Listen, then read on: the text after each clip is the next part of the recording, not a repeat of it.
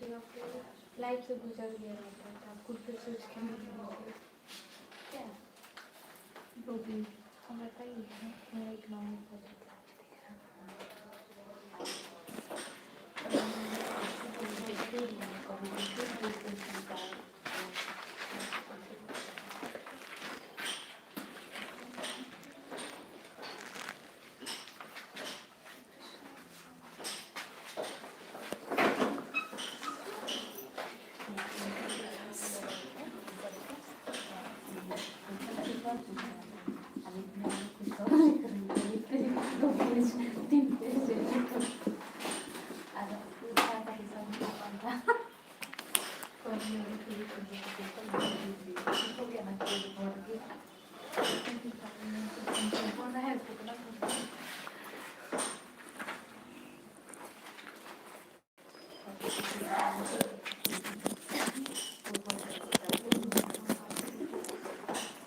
ठीक है उधर से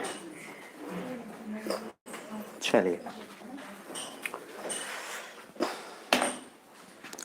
नोट्स मिल गया है सभी को ना, बहुत बढ़िया।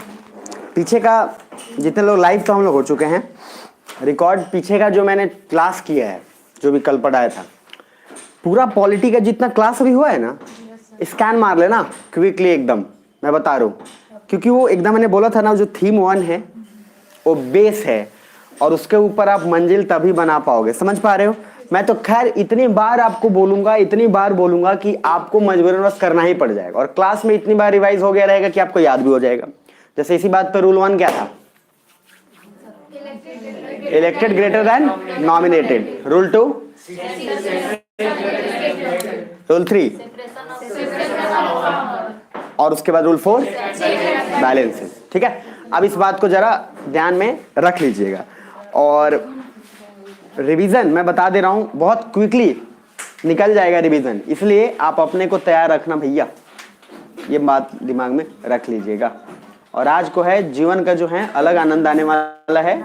और बहुत लोग सोचते हैं कि संडे को जो है, संडे मतलब छुट्टी होता है, ठीक है, तो संडे मतलब जो छुट्टी मना रहे हैं, देखो यार हम भी चाहें तो हम भी संडे मना लेंगे, कोई दिक्कत नहीं है।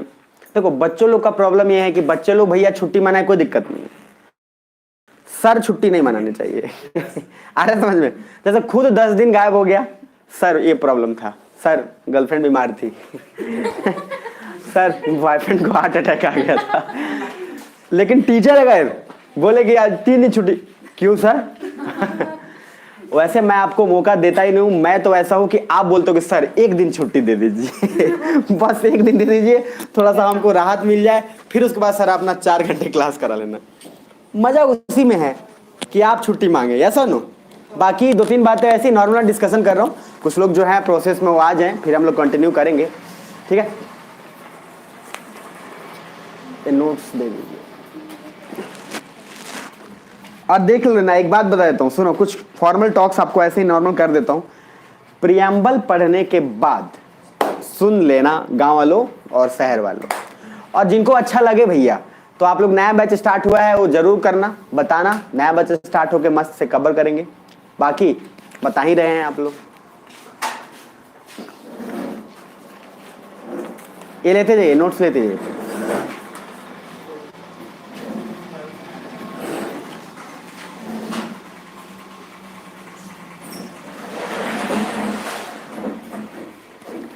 देखिए बहुत कुछ सोच रखा है, धीरे धीरे होगा, आराम आराम से होगा।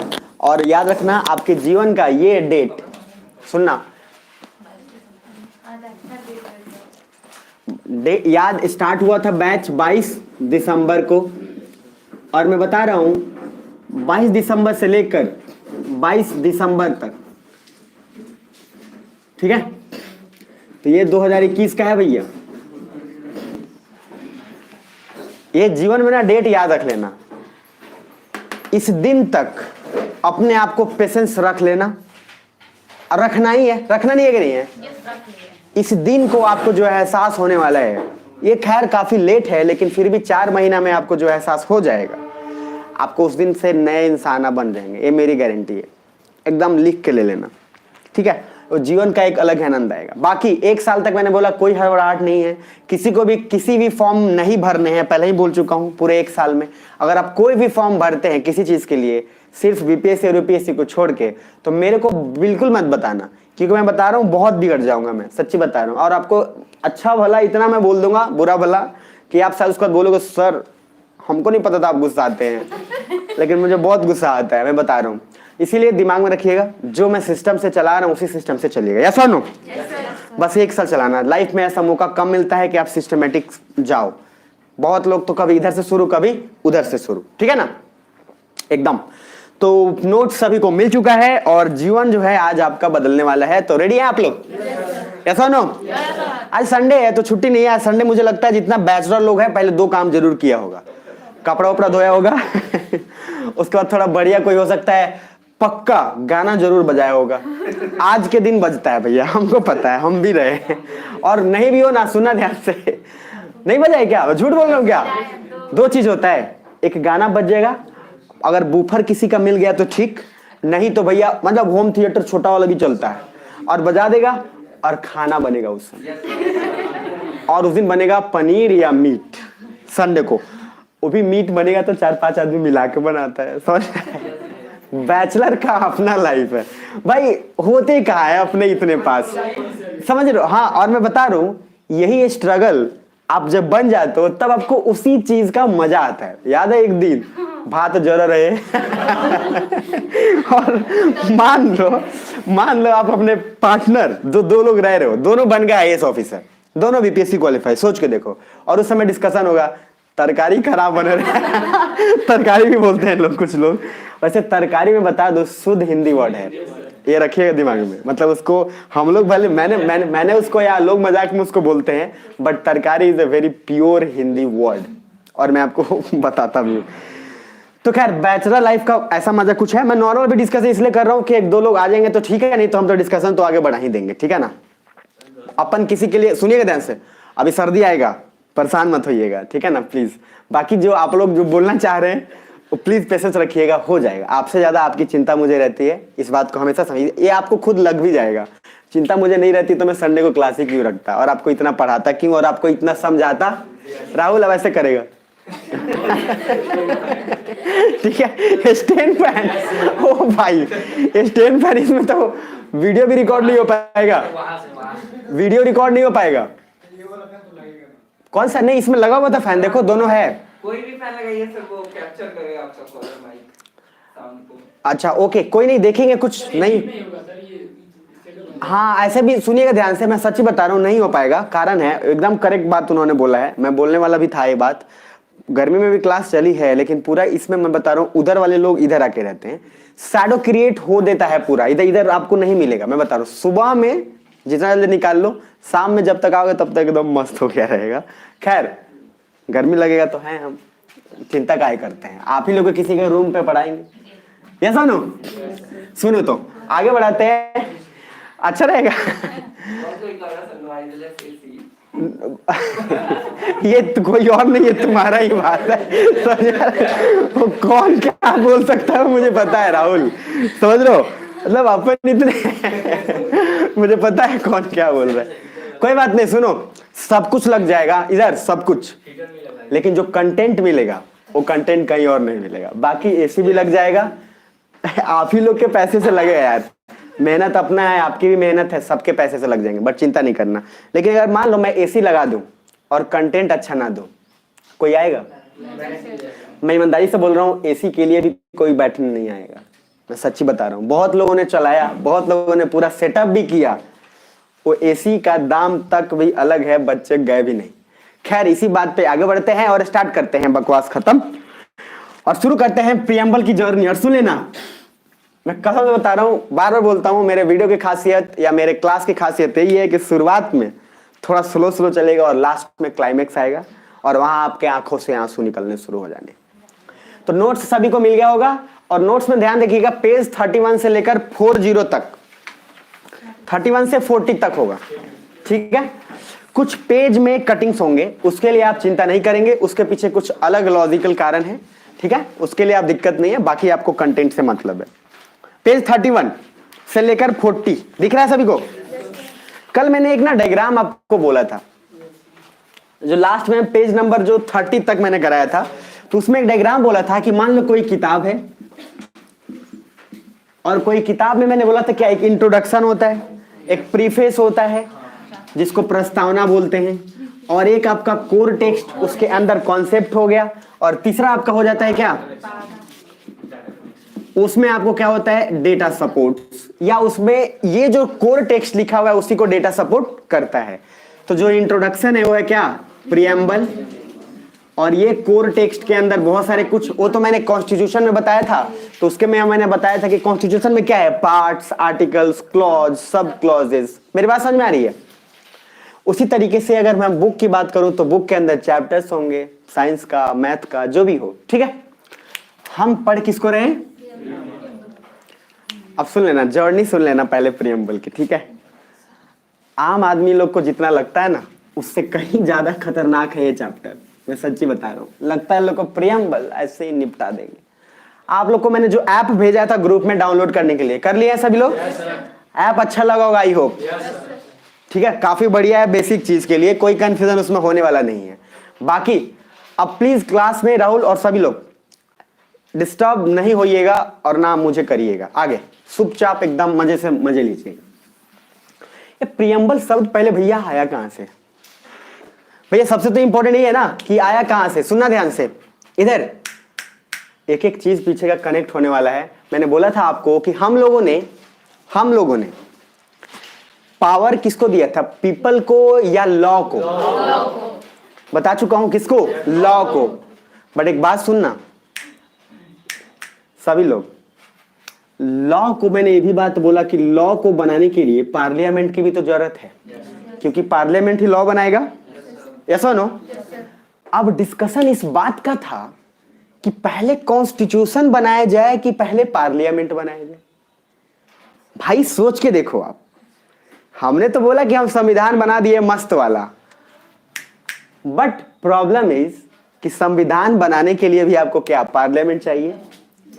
लेकिन अब इस बात पे बड़ा डिस्कशन हुआ, तो बात तो फिर वही हो गया कि अगर हम पार्लियामेंट दे रहे हैं तो फिर तो हम पीपल में दे रहे हैं ना। यस और नो?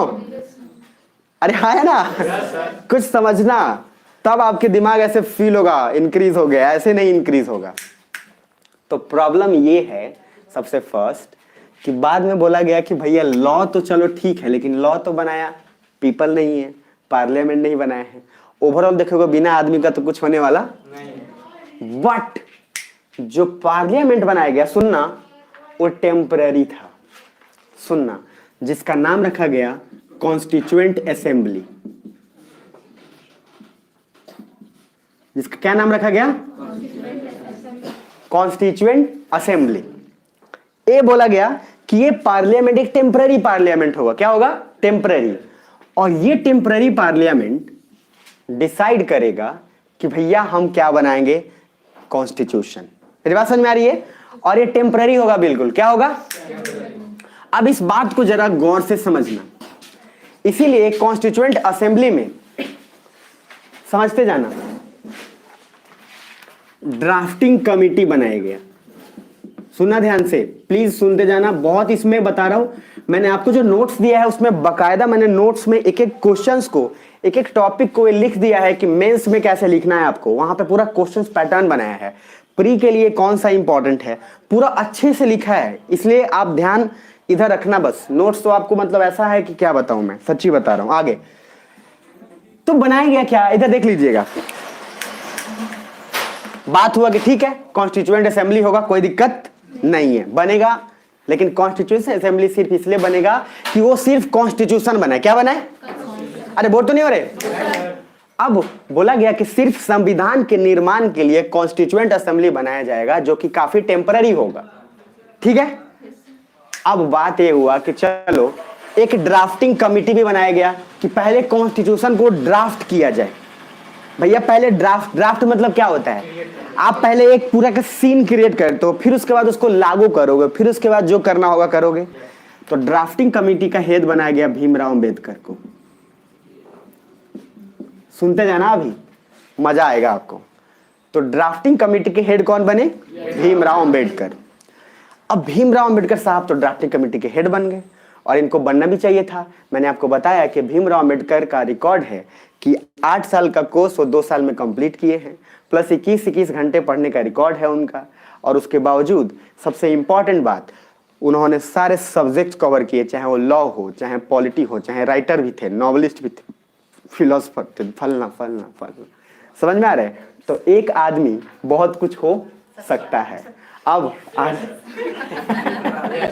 इधर नहीं आपको नहीं बोलना पड़ा, अब हो गया। अब नहीं बोला, अब आपको बोला ही नहीं मैंने। इधर सुनिएगा प्लीज। वैसे ही मजा आता है आप लोगों को। अब इधर आना ध्यान से, ये ट्रेडमार्क बन गया है। मुझे जो ऑनलाइन कुछ बोला है ना, ऑनलाइन कुछ बच्चे किए कि सर प्रवास कौन है, कुछ बच्चे का ईमेल आया था। सच्ची बता रहा हूँ कि बड़ा सर बोले कि प्रवास कौन है, आप बोले तो टेक्निकल टीम वही जो मिलाया था तो लोग सब रिप्लाई किया। तो बोला कि मजे लेने के लिए बोला जाता है, प्रवास नाम का लड़का कोई है नहीं। बाकी इधर ही है, सुनिएगा जरा ध्यान से प्लीज। तो ड्राफ्टिंग कमेटी के हेड कौन? भीमराव अंबेडकर ने पूरा कॉन्स्टिट्यूशन बहुत मेहनत से डिजाइन कर लिया, सारा रेडी, एकदम फुल ऑन, सब रेडी हो गया था कि अब कॉन्स्टिट्यूशन लागू हो जाएगा। तो जवाहरलाल नेहरू आते हैं और बोलते हैं क्या भीमराव अंबेडकर से, ओ भाई सुन इधर। बोला क्या? बोला कि हम लोगों ने इतना मेहनत किया है बनाने के लिए, हम लोगों ने देश को आजादी दिलाया है, हमारा नाम नहीं है उसमें। भीमराव बोले क्या मतलब? तो ये बोले कि ज्यादा बोल मत, मेरा नाम नहीं है, क्योंकि हम मेहनत बहुत किए हैं। बात ये हुआ कि भीमराव अंबेडकर पड़ गए बहुत ही मतलब दुविधा में कि यार ऑलरेडी कॉन्स्टिट्यूशन रेडी है, अब उसमें बोल रहा है कि एक तो बनाने में हालत खराब, ऊपर से पूरा हैंड रिटेन है। अब भीमराव अंबेडकर वाकई में काफी सख्ते में आए, लेकिन वो तो प्राइम मिनिस्टर थे जवाहरलाल नेहरू, और प्राइम मिनिस्टर का भाई ऑर्डर तो ऑर्डर होता है। मेरी बात समझ में आ रही है? भीमराव अंबेडकर ने बोला कि साहब आपने तो डाला है दुविधा में, बट नॉलेज हम भी लिए हैं। तो जवाहरलाल ने बोला कुछ हो नहीं सकता है, कोई तो रास्ता होगा, बताओ ना, कोई तो होगा कि हमारा इतिहास हमको याद करे। तो बोले सुनो एक रास्ता है। बोले क्या? जवाहरलाल नेहरू बोले कि 1930 में जो है ना, हम सबसे पहला स्वराज वाला जो काम किए थे 1930 में, स्वराज्य का, सुनिएगा ध्यान से। अब 1930 में स्वराज्य का काम किए, आजिए। तो अब सुनते जाना, आराम से देखते जाना, ठीक है?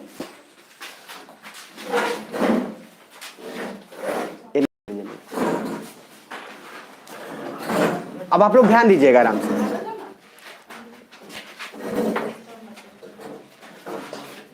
नाइनटीन 1930 में समझिएगा ध्यान से, स्वराज्य का काम, इधर नोट्स आप लोग को बोल गया, शेयर कर लीजिएगा, ठीक है ना? आगे अब ये 1930 जो याद रखिएगा, 26 जनवरी 1930, आप लोग रटते भी हैं थोड़ा बहुत। ये 26 जनवरी 1930 को पहली बार स्वराज की मांग की गई थी इधर, और पहला शब्द स्वराज शुरू हुआ था। तो जवाहरलाल नेहरू बोले क्यों ना भाई, हमने कुछ वहां एक रिजोल्यूशन दिया था, एक कसम खाया था कि हमारा भारत ऐसा होगा, ये वो फलना ढिंगाना। मेरी बात समझ में आ रही है? उसी के बेसिस पे क्यों ना आप कुछ बना दे। तो भीमराव अंबेडकर बोले भाई तुम्हारे पास आइडिया तो है, मान गए हम। क्यों? क्योंकि तुम लगाते हो तो तुम्हारा दिमाग ज्यादा तेज चलता है। जवाहरलाल नेहरू भाई ऐसी बात नहीं है। अब इस बात को जरा गौर फरमाइएगा, मैं वापस रिपीट कर रहा हूं, सुनिएगा ध्यान से, ठीक है? तो सबसे फर्स्ट अभी तक ये बताया हूं कि भैया प्रियम्बल आखिर आया कैसे। मैंने बोला पहले पावर पूरा का पूरा दिया गया था किसमें? लॉ में। बट क्वेश्चन उठा कि संविधान बनाने के लिए पहले हम कोई ना कोई तो असेंबली होना चाहिए, कोई ना कोई पार्लियामेंट तो होना चाहिए। तो टेम्पररी पार्लियामेंट बनाया गया जिसका नाम हम लोगों ने क्या रखा? Constituent assembly. उसमें ड्राफ्टिंग कमेटी बनाया गया और ड्राफ्टिंग कमेटी के हेड थे आपके डॉक्टर भीमराव अंबेडकर। अंबेडकर साहब ने पूरा बना भी लिया, मस्त पूरा रेडी, सब ठीक ठाक। जवाहरलाल नेहरू आते हैं और बोलते हैं हमने इतना मेहनत किया है, थोड़ा हमारा भी नाम दो भाई। तो भीमराव अंबेडकर ने बोला एक काम करते हैं, आपने जो दिया था ना रेजोल्यूशन, ये रेजोल्यूशन का मीनिंग समझना। रेजोल्यूशन मतलब क्या है कि कुछ आप नॉर्म्स, कुछ प्रोटोकॉल्स, कुछ नियम, कुछ कसम कि हम ये रखेंगे, हमारा भारत ऐसा होगा। अरे सब बोल तो नहीं हो रहे। अब इधर देखना क्या हुआ, इसीलिए एक नाम वर्ड यूज किया गया ऑब्जेक्टिव रेजोल्यूशन। सुनना ध्यान से, ऑब्जेक्टिव रेजोल्यूशन। अब क्या हुआ, भीम रावत ने बोला चलो ठीक है आपका नाम डाल देते हैं, डन। इसीलिए प्रीएम्बल बनाया गया। तो भैया बात तो हो गया थी, कॉन्स्टिट्यूशन खत्म हो गया, पूरा बनाया लिया गया था, अब कहां क्या किया जाए। इसीलिए कॉन्स्टिट्यूशन में सब हो जाने के बाद जगह बच रहा था इंट्रोडक्शन में, तो प्रीएम्बल को इसीलिए इंट्रोडक्शन में डाला गया। और नाम देखो क्या क्या बोला गया, लॉजिक कुछ और था और इसको भुनाया कैसे गया। प्रीएम्बल को बोला जाता है identity card of the constitution. उसके बाद जीवेल ऑफ द ताज है, कॉन्स्टिट्यूशन का ताज है, विजन ऑफ द कॉन्स्टिट्यूशन। भाई नाम देख रहे हो, लेकिन उसके पीछे का लॉजिक समझ में आ रहा है। जवाहरलाल नेहरू क्या बोले थे कि अपन लोग को याद तो करे, इसीलिए इस सारे का सारा नाम अब अपने नोट्स पे जरा ध्यान से देखिएगा, एक बार देखिएगा नोट्स पे, दिख रहा है, एक दे दीजिए उसको। नोट्स में जरा ध्यान से देखना, कुछ दिख रहा है कि नहीं दिख रहा है। तो पहला लाइन एक दिख रहा है, सबसे फर्स्ट देखना, मैंने बोला था किसी किताब, इधर किसी किताब में जिस तरह से प्रीफेस होता है वो है आपका प्रीएम्बल। किसी किताब के बीच में टॉपिक हुआ वो हुआ आपका कोर टेक्स्ट, और फिर उसके बाद उसमें डेटा जो सपोर्ट करता है, जिसको आप लोग बहुत सारे कोई लोग इंडेक्स भी बोलते हैं और कुछ लोग अलग अलग तरीके से भी बोलते हैं। बट इधर समझिएगा जरा, नेक्स्ट वहां देखना प्रीएम्बल में क्या लिखा हुआ है, is based on objective resolution of 1946 given bye Jawaharlal Nehru. ये हाईलाइट करके रखना। तो जो प्रीएम्बल है वो बनाया क्यों गया, क्योंकि जवाहरलाल नेहरू बोला सुनो ना भाई 1946 में हम कुछ प्रण लिए थे। किस चीज का प्रण, कि हमारा भारत ऐसा होगा, हमारा भारत वैसा होगा, तुम उसी को रेफरेंस देके उसी के नाम पे प्रीएम्बल क्यों नहीं बना देते। भीमराव अम्बेडकर बोले ठीक है।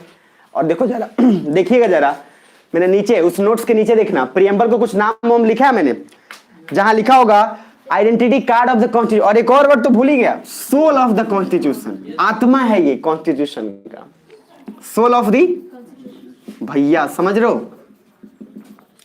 और मैंने एक बात बोला था कि इस दुनिया में जो चीज बेकार होता है उसको नाम अच्छा दे दिया जाता है। जैसे बोला ना कर्ज, अब वही है लोन, नाम रख दिएगा ईएमआई। भाई है तो कर्ज ही आ रहा समझ में, बट जो चीज बुरा उसको नाम क्या है, अच्छा हो गया। अब इसी तरह से लोग को लगता है कूल लगता है हवाई to take mobile on EMI सीधा बोल भाई पैसा नहीं है, कर्ज पे देगा कि नहीं देगा, आ रहा समझ में, वो भी विथ 0% इंटरेस्ट, और डाउन पेमेंट भी 1 भी रुपया नहीं देंगे। हम लोग टाइप में कुछ लोग हैं हम ही लोग के चलते ये ईएमआई वाला चल रहा है, ठीक है। आगे है ना, बड़े बड़े ख्वाब हैं लेकिन क्या है, बजट ही नहीं है। अब आगे इधर आइएगा, विजन, जीवेल, आइडेंटिटी कार्ड, और क्या क्या है जरा देख लो। वहां पे बहुत सारे नाम मिलेंगे आपको, देखना एक और नाम मिलेगा आपको, उसमें लिखा होगा हॉरोस्कोपी ऑफ द कॉन्स्टिट्यूशन। कुंडली है ये, कुंडली, हॉरोस्कोप ऑफ द कॉन्स्टिट्यूशन। आप देख रहे हो एक प्रीएम्बल के कितने नाम, आप सोच के देखो। और कमाल की बात पता है, प्री में यही पूछता है Which among the following is the identity card of the constitution? इसमें से कौन सा आइडेंटिटी कार्ड है, option preamble, fundamental rights, constitution, फिर कुछ और, फिर फलना फलना, और आप रट के जाओगे तो मार के आओ कॉन्स्टिट्यूशन यस और नो, बिकॉज आपको सारा आता है समझ आ रहे। बाकी इधर आना। तो अब आपको दिमाग में रखना है कि प्रीएम्बल आखिर बना क्यों था। लेकिन एक बात याद रखिएगा, ये क्रिटिक्स है, this is not the only reason, इसका दूसरा पहलू भी है। सुनिएगा, दूसरा पहलू ये है कि भैया अगर आपके लाइफ में कोई विजन ही ना हो तब भी तो आप जीरो हैं। तो जवाहरलाल नेहरू ने भी बोला कि कॉन्स्टिट्यूशन बना रहे हो, एक विजन तो होना चाहिए कि हम बताना क्या चाहते हैं कॉन्स्टिट्यूशन में। तो बोला गया कि प्रीएम्बल इसलिए है कि प्रीएम्बल देख के आप आइडिया लगा लो कि इस कॉन्स्टिट्यूशन में क्या है। मेरी बात समझ में आ रही है। तो मैंने दोनों पहलू आपको समझाया, वो भी पहलू था, ये भी था। और याद रखो, जिसके लाइफ में कोई विजन नहीं उसका जीने का कोई रीजन नहीं। समझ में आ रहा है, ये दिमाग में रख लेना समझ में आ रहा है। तो भैया विजन, अब अभी विजन क्या है कि हमको भैया बीपीएससी आईएएस निकालना है, बात खत्म। ये होना चाहिए, है कि नहीं है? yes, नहीं तो मैं विजन बोलते बोला क्या सर, मतलब रहना चाहिए ये सर, नो नहीं तो सामने पता सर हमको तो विजन पता ही नहीं है, क्या बोल रहे हो आप। देखना इधर, अभी आपका है बीपीएससी या यूपीएससी। अब जरा ना इसको गौर से सुनते जाना, एक एक चीज आपको बहुत मजा आएगा। तो अब एक बार नोट्स पहले देख लो, उसके बाद मैं पूरा कंप्लीट करूंगा। तो पहला क्या लाइन है, तो preamble is based on objective resolution of 1946 given bye Jawaharlal Nehru. Highlight किया हुआ, ये बहुत इंपॉर्टेंट है, प्री में डायरेक्ट ये पूछा जाता है कि प्रियम्बल कैसे बना था, किस बेसिस पे। तो आप क्या लिखोगे कि Jawaharlal objective resolution of 1946 given by किसके। अब नेक्स्ट है, and also some words taken from USA for preamble before independence, आजादी से पहले, सुनिएगा, बिफोर इंडिपेंडेंस, आजादी से पहले, इंडिया इंडिपेंडेंस एक्ट फॉर्म्ड। तो इंडिया इंडिपेंडेंस एक्ट बना था, और एक्ट बना था तो आपको क्या लगता है स्पेशल मेजोरिटी से पास हुआ होगा, सिंपल मेजोरिटी। अब एक एक चीज क्लियर होगा, एक एक लाइन, एक एक शब्द आगे आना। And question was that first we should form parliament और कॉन्स्टिट्यूशन। तो सबसे बड़ा सवाल यही था कि पहले कॉन्स्टिट्यूशन बनाया जाए कि पहले पार्लियामेंट बनाया जाए। अब आगे देखना जरा। So we decided to make firstly constitution and then parliament, because if parliament first then parliament supremacy, so the temporary parliament that is constituent assembly is formed. इसमें दिमाग में रखिएगा, फाइनली भाई अगर उसको बनाने के लिए हमें तो एक पार्लियामेंट चाहिए ही चाहिए, लेकिन हमने जो पार्लियामेंट बनाया वो क्या बनाया, टेम्पररी, जिसका नाम क्या था, कॉन्स्टिट्यूएंट असेंबली। ठीक है, संवैधानिक सभा कह लो आप। आगे आना नेक्स्ट, नीचे, whose work is to make constitution and drafting committee is formed, whose work is to write constitution, headed by नाम भीमराव अंबेडकर। समझ में आ रहा है? आ रहा नीचे, next. when drafting was completed then Nehru said कि यार हमें भी कुछ लोग याद करें। ठीक है, एकदम कहानी की तरह नोट्स मिलेगा आपको। then भीमराव अंबेडकर said कि everything has been drafted, then Nehru said why not you put objective resolution given by me in which he said कि हमारा भारत कैसा हो।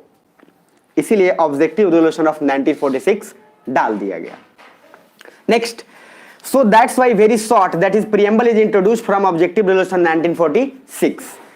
प्रीलिम्स में क्या क्या हो सकता है देख लो एक बार ध्यान से। तो प्रियम्बल में क्या क्या है, नाम आपको दिख रहा है, ताज। और याद रखना, इधर देखना सब, ये जो नाम है इन सारे नाम का कोई लीगल कार्ड, कोई लीगल वैलिडिटी नहीं है, सब पोएटिक है, सब मतलब कविता वाला बात है। समझ में आ रहा है? ये कोई ऐसा नहीं है कि विजन बोला गया तो इसका कोई लीगल लॉ या प्रोसीजर से पास कराया गया है कि इसका नाम यही होगा, ऐसा कुछ नहीं है। मेरी बात समझ में आ रही है? तो ये दिमाग में रखना, ये सब पोएटिक है, इसलिए मैंने वहां लिख दिया होगा। पोएटिक मतलब समझ रहे हो ना, पोएट मतलब कवि, कवि वाला लैंग्वेज में, वही जैसे बोला जब तक रहेगा समोसे में आलू तब तक रहेगा वो मेरा सालू। ये बता कुछ भी मतलब, समझ में आ रहा है? ये सबसे साहित्य का भद्दा रूप है भैया। वर्ड से वर्ड मिला, मैं वहां गया था तो मैं वहां खाया था। समझ में आ रहा है? जब गया तो फिर आया, ये मतलब क्या है, सब समझ रहे हो? अब वही ऐसा ऐसा शायरी वाले लोग से बच करिएगा, ऐसा मिल जाते हैं आपको। ठीक है, अनु मलिक भी मिलते हैं, बाकी मैंने नाम नहीं लिया कुछ आगे। हर बात में शायरी, हर बात में मतलब, ठीक है, अच्छा नहीं लगता है। आगे नीचे ये जरा, अब मैंने एक वर्ड यूज किया है जिसमें मैंने बोला है non enforceable and non substantive. ये दोनों मीनिंग मैं अच्छे से समझाऊंगा, चिंता मत करना। बट उससे पहले यहाँ पे एक चीज देख लेना, अभी तक जो मैं बताया हूं उस बात को जरा गौर फरमाना। इधर हेलो, समझ में आ रहा है क्या? yes, एक बार जोर से बोला, मजा आ रहा है? yes, अब आगे देखना, इस बात को समझना जरा। सबसे फर्स्ट, प्रियम्बल का जरूरी क्यों पड़ा? क्योंकि जवाहरलाल नेहरू अपना कहानी लेके आए, ऑब्जेक्टिव रिजोल्यूशन 1946, भीमराव अम्बेडकर ने डाल 7 नहीं बोलना 46, और उसके बाद डाल दिए। उसके बाद प्रियम्बल को इसीलिए आपको शुरुआत में डाला गया, और शुरुआत में डाला गया तो बताया गया कि ये विजन ऑफ द कॉन्स्टिट्यूशन है, आत्मा है, परमात्मा है, ताज है, जो भी कह लो। समझ में आ रहा है? एग्जैक्टली। और ये दिमाग में रखना कि ड्राफ्ट ऑलरेडी कॉन्स्टिट्यूशन हो गया था, उसके बाद ये डाला गया। तो आप एक बात को खुद कॉमन सेंस से सोचना, विजन जब भी होता है तो पहले होता है कि बाद में होता है? तो भैया कहीं ना कहीं क्रिटिक्स भी तो सही बोल रहा था, जो लोग बोल रहे थे कि जवाहरलाल नेहरू ने किया तो कहीं ना कहीं तो सही था, बिकॉज विजन तो पहले तो आप ये सोचे कि हमको आईएएस बनना है, फिर आप आए मेरे पास पढ़ने, हम मिल गए, आओ भाग हमारे जवाब पधारे आप समझ नहीं इधर। हाँ बट सुनिएगा, देर सही दूर सही, सारा का सारा कुछ होगा, हिसाब होगा, समझ आ रहा है? करारा जवाब मिलेगा। अभी देखिएगा इधर इधर इधर आइएगा। अब इधर सबसे इंपॉर्टेंट, सबसे मस्त बात ये रहा कि प्रियम्बल बन के तैयार था, कोई दिक्कत नहीं था, सब ठीक ठाक चल रहा था, लेकिन आगे अभी दिक्कत आने वाला है। पूरा का पूरा सुनिएगा जरा, कॉन्स्टिट्यूशन तैयार हो गया था। अब आप अपने नोट्स में देखना 26 नवंबर 1949, 26 नवंबर 1949, पेज नंबर आपको जनरली मिलेगा, ठीक है, आपको 32 में मिलेगा। अब समझना यहां से एक दूसरे मोड पे जा रहा है कहानी, और मैंने वही बोला ना, क्लास की खासियत यही है कि आराम आराम से चलेगा और लास्ट में आंसू निकाल देगा आपका, क्योंकि मजा लास्ट तक आएगा। आधा देखोगे तो मेरे वीडियो में मजा नहीं है, मैं सच्ची बता रहा हूं, आधा देखोगे तो नहीं मजा आएगा आपको, पूरा देखोगे तब मजा आएगा। सुना ध्यान से, 26 नवंबर 1940, यहां तक पूरा ऑल सेट था, सब एकदम प्रोग्राम सेट, पार्टी चल रही थी, जवाहरलाल लोग कोने में उधर दे रहे थे अपना, अरे समझे, सब गवर्नर लोग सब लोग आए हुए थे, एकदम पूरी पार्टी चल रही थी, मस्त इंडिपेंडेंस, अरे समझ में। अब कमाल की बात देखो क्या होती है, ये जैसी 26 नवंबर 1949 को होता है, तब तक जवाहरलाल नेहरू बोलते हैं यार मजा कुछ नहीं आ रहा, तो सब बोला क्या इसमें कुछ कमी तो बोले नहीं मतलब फील नहीं आ रहा कि हम लोग कॉन्स्टिट्यूशन ड्राफ्ट करके और एकदम कर रहे हैं। सुनिएगा ध्यान से, इसीलिए प्री में या एग्जाम में पूछता है व्हेन कॉन्स्टिट्यूशन वाज एडॉप्टेड, अपनाया कब गया था, तो ये डेट याद रखना। सुनना ध्यान से, यहां फर्क होता है, बच्चे क्या है हड़बड़ाहट में मार देते हैं, और याद रखना 26 नवंबर है, देखो डेट एक एक याद रखना बारीकी से, नवंबर है लगभग लास्ट नवंबर, एक महीना बचा दिसंबर, उसके बाद आ जाएगा सीधा 1950 आ जाएगा ना। और हम मनाते हैं 26 जनवरी, और 26 जनवरी को क्या मनाते हो, जलेबी दिवस। भाई देखो आधा से ज्यादा लोग को तो ही पता है 26 जनवरी 15 का सब मतलब नहीं है, जलेबी और समोसा मिलना चाहिए, बात करते हमारे समझे। अब कुछ बच्चे जाते भी हैं, गवर्नमेंट स्कूल में पहले मिलता था पेन और आपको नोटबुक मिलता था, आप गाना गाओगे तो मिलेगा, समझ में आ रहा है, कुछ ना कुछ मिलता था आपको, अब वो भी कम वक्त नहीं मिलता, अब नहीं मिलता, नहीं झंडा बस फहरा के उसको, अब तो भाई बहुत स्कूल में जलेबी भी नहीं मिलता, मैं सच्ची बता रहा हूँ, ठीक है अब कुछ लोग बुनिया दे देते इधर आइएगा प्लीज समझना, this one is adopted, that is अपनाया गया, प्रकाश समझ आ रहे हैं, और इधर ये इनैक्टेड हुआ, लागू हुआ, लेकिन इसके पीछे रीजन क्या था, बात तो ये भी है कि जब तैयार हो गया था ये सारा कुछ रेडी था, तो why the hell we are just waiting for it, हम रुक क्यों रहे थे, तो रुक इसलिए रहे थे क्योंकि अभी मैंने बोला कि 1930 में जवाहरलाल नेहरू ने स्वराज का अपना डंका बजाया था, फर्स्ट बार स्वराज शब्द भी यूज हुआ था, पूरा कंप्लीट इंडिपेंडेंस वाली बात शुरू हुई थी, तो बोले मजा तभी आएगा जब 26 जनवरी को हम इसको लागू करेंगे, तो बोला काहे क्या हो गया, तो बोला अभी नशा उतरा नहीं है क्या, बोला नहीं 1930 को हमने पहला पूर्ण स्वराज की मांग की थी, तो इसीलिए हम 26 जनवरी को रखेंगे, और इसीलिए हमारा सिर्फ एक महीना वेट के चक्कर में देखो साल का डिफरेंस हो गया मेरी बात समझ आ रही है, सिर्फ एक महीना बेचारे ने वेट किया और 2022 हो गया, उसी तरीके से 1949 से 1950, सुनिएगा गांव वालों शहर वालों, इसीलिए 1950 को इनैक्ट हुआ, पूरे इंडिया में लागू हो गया, इसीलिए 26 जनवरी को हम रिपब्लिक डे मनाते हैं, नहीं तो हम मनाते अगर तो यही मनाते। मेरी बात समझ में आ रही है, बट ये प्री में यही क्वेश्चन पूछा था, इनफैक्ट आईएएस का क्वेश्चन है ये, आपको मैं बता रहा हूं तो अभी इजी लग रहा है, लेकिन नहीं पता था ना, ये लोग मार के आते हैं। क्वेश्चन पूछता है when the constitution was adopted, when the preamble was adopted, आप मार को 26 जनवरी 1950 और इधर आकर रोगे सेट, समझ में आ रहा है, गलती हो गया। कुछ लोग ये भी बोलते हैं क्वेश्चन में गलत पूछा था कुछ लोग ऐसे भी होते हैं, यूपीएससी को नहीं पता, जैसे मैं अपनी बात बोल रहा हूँ, मैंने भी बड़ी बदमाशियां की हैं, ऐसे मैं हूं बहुत बदमाश, देखना ही था। WHO का फुल फॉर्म पता है आपको, सबको पता, वर्ल्ड हेल्थ, अब बताना जरा WTO का, वर्ल्ड ट्रेड ऑर्गेनाइजेशन, विश्व व्यापार संगठन, और यह है विश्व स्वास्थ्य। अब सुनना, मैं गया था कोई पेपर देने, I was in class 3 that time, तीसरी में था मैं, और मैं जीके क्विज में भैया जीता था, मैं बहुत जीता हूं, मैं सच बता रहा हूँ, बड़ा नहीं कर रहा, वाकई जीता हूँ, भर भर के प्राइज है। इधर देखना, मुझे ना WHO पता था, WTO नहीं पता था। तो मैं देखो कितना, मैं देखो सख्त आदमी और कितना नॉलेजेबल, मैंने ऐसे काटा, बोला क्वेश्चन गलत पूछा। ये सॉरी, वो WTO पूछा था, मैंने क्वेश्चन ऐसे बोला सर आपने गलत क्वेश्चन पूछा है, आपको WHO पूछना चाहिए था। समझ रहे हो, मतलब इंटेलिजेंट नेक्स्ट लेवल पे था मैं। और उसके बाद से टीचर ने बोला बेटा इधर आओ इधर आओ। बाकी अब क्या किया होगा खोपचे में आप। ठीक है, खैर जीके क्विज था, मैंने दे दिया था, फिर भी बस मेरा वही एक गलती था, 100 नंबर का था, 99 आया था, गलती सिर्फ वही था, तो आई वॉज द टॉपर, तो हो गया था। बट ये भी हरकतें हुई हैं, जब तक गलतियां मैं नहीं करता तब तक आपको सिखा भी नहीं पाऊंगा। आगे आएगा इसी बात पे। तो 26 जनवरी 1950 को क्या हुआ, इनैक्ट हुआ, क्या हुआ, एंड 1949 को एडॉप्टेड। हमने अपना लिया था कि भैया हम कॉन्स्टिट्यूशन से रेडी हैं, लेकिन लागू पूरे इंडिया में 26 जनवरी 1950 को हो गया। ये दिमाग में रखना, मेरी बात समझ में आ रही है, ये बहुत छोटी और बारीकी चीज है, लेकिन इससे इंपॉर्टेंट कुछ हो ही नहीं सकता। अब जरा आना है नेक्स्ट पेज पे, पेज नंबर 32 पे ही आना, और 32 पे एक चीज देखना जरा ध्यान से। मैंने लिखा है 26 जनवरी 1949 कॉन्स्टिट्यूशन वाज एडॉप्टेड, और हिंदी में और सब कुछ लिखा हुआ। अब मुझे बताना, अब कुछ लग रहा है कि हार्ड है? अब आना जरा next, 26 January 1950 constitution was enacted, that is Republic day, entire law was enacted. 26 जनवरी 1930 को मैं लिख भी दिया है, क्यों, पूर्ण स्वराज की मांग हुई थी, कंप्लीट इंडिपेंडेंस। अब एक टर्म यूज हो रहा है, अब समझना, आपको जो प्रियम्बल में कुछ, प्रियम्बल वैसे सबको याद तो नहीं होगा, किसी किसी को याद भी रहता है, किसी को याद नहीं रहता है, ठीक है। क्या है प्रियम्बल? तो प्रियम्बल है we the people of India are solemnly resolve to. अब उसमें सबको याद नहीं रहता है, लेकिन सीबीएसई में हाँ जनवरी के लिए केवल मतलब 50 1930 में जो था स्वराज जनवरी, हाँ बस इसी वजह से, क्योंकि हाँ बस क्योंकि 26 जनवरी 1930 को ही था, इसीलिए हमने 26 जनवरी इस्तेमाल किया, हमने 26 नवंबर। और कमाल की बात सुन के देखिए, आप कमाल की बात सुन के देखिए, समझिए कि 26 नवंबर मैंने बोला है। अब ये नवंबर दिसंबर तभी तो जनवरी आएगा ना, मतलब अब पहले थोड़ी ला दोगे तुम।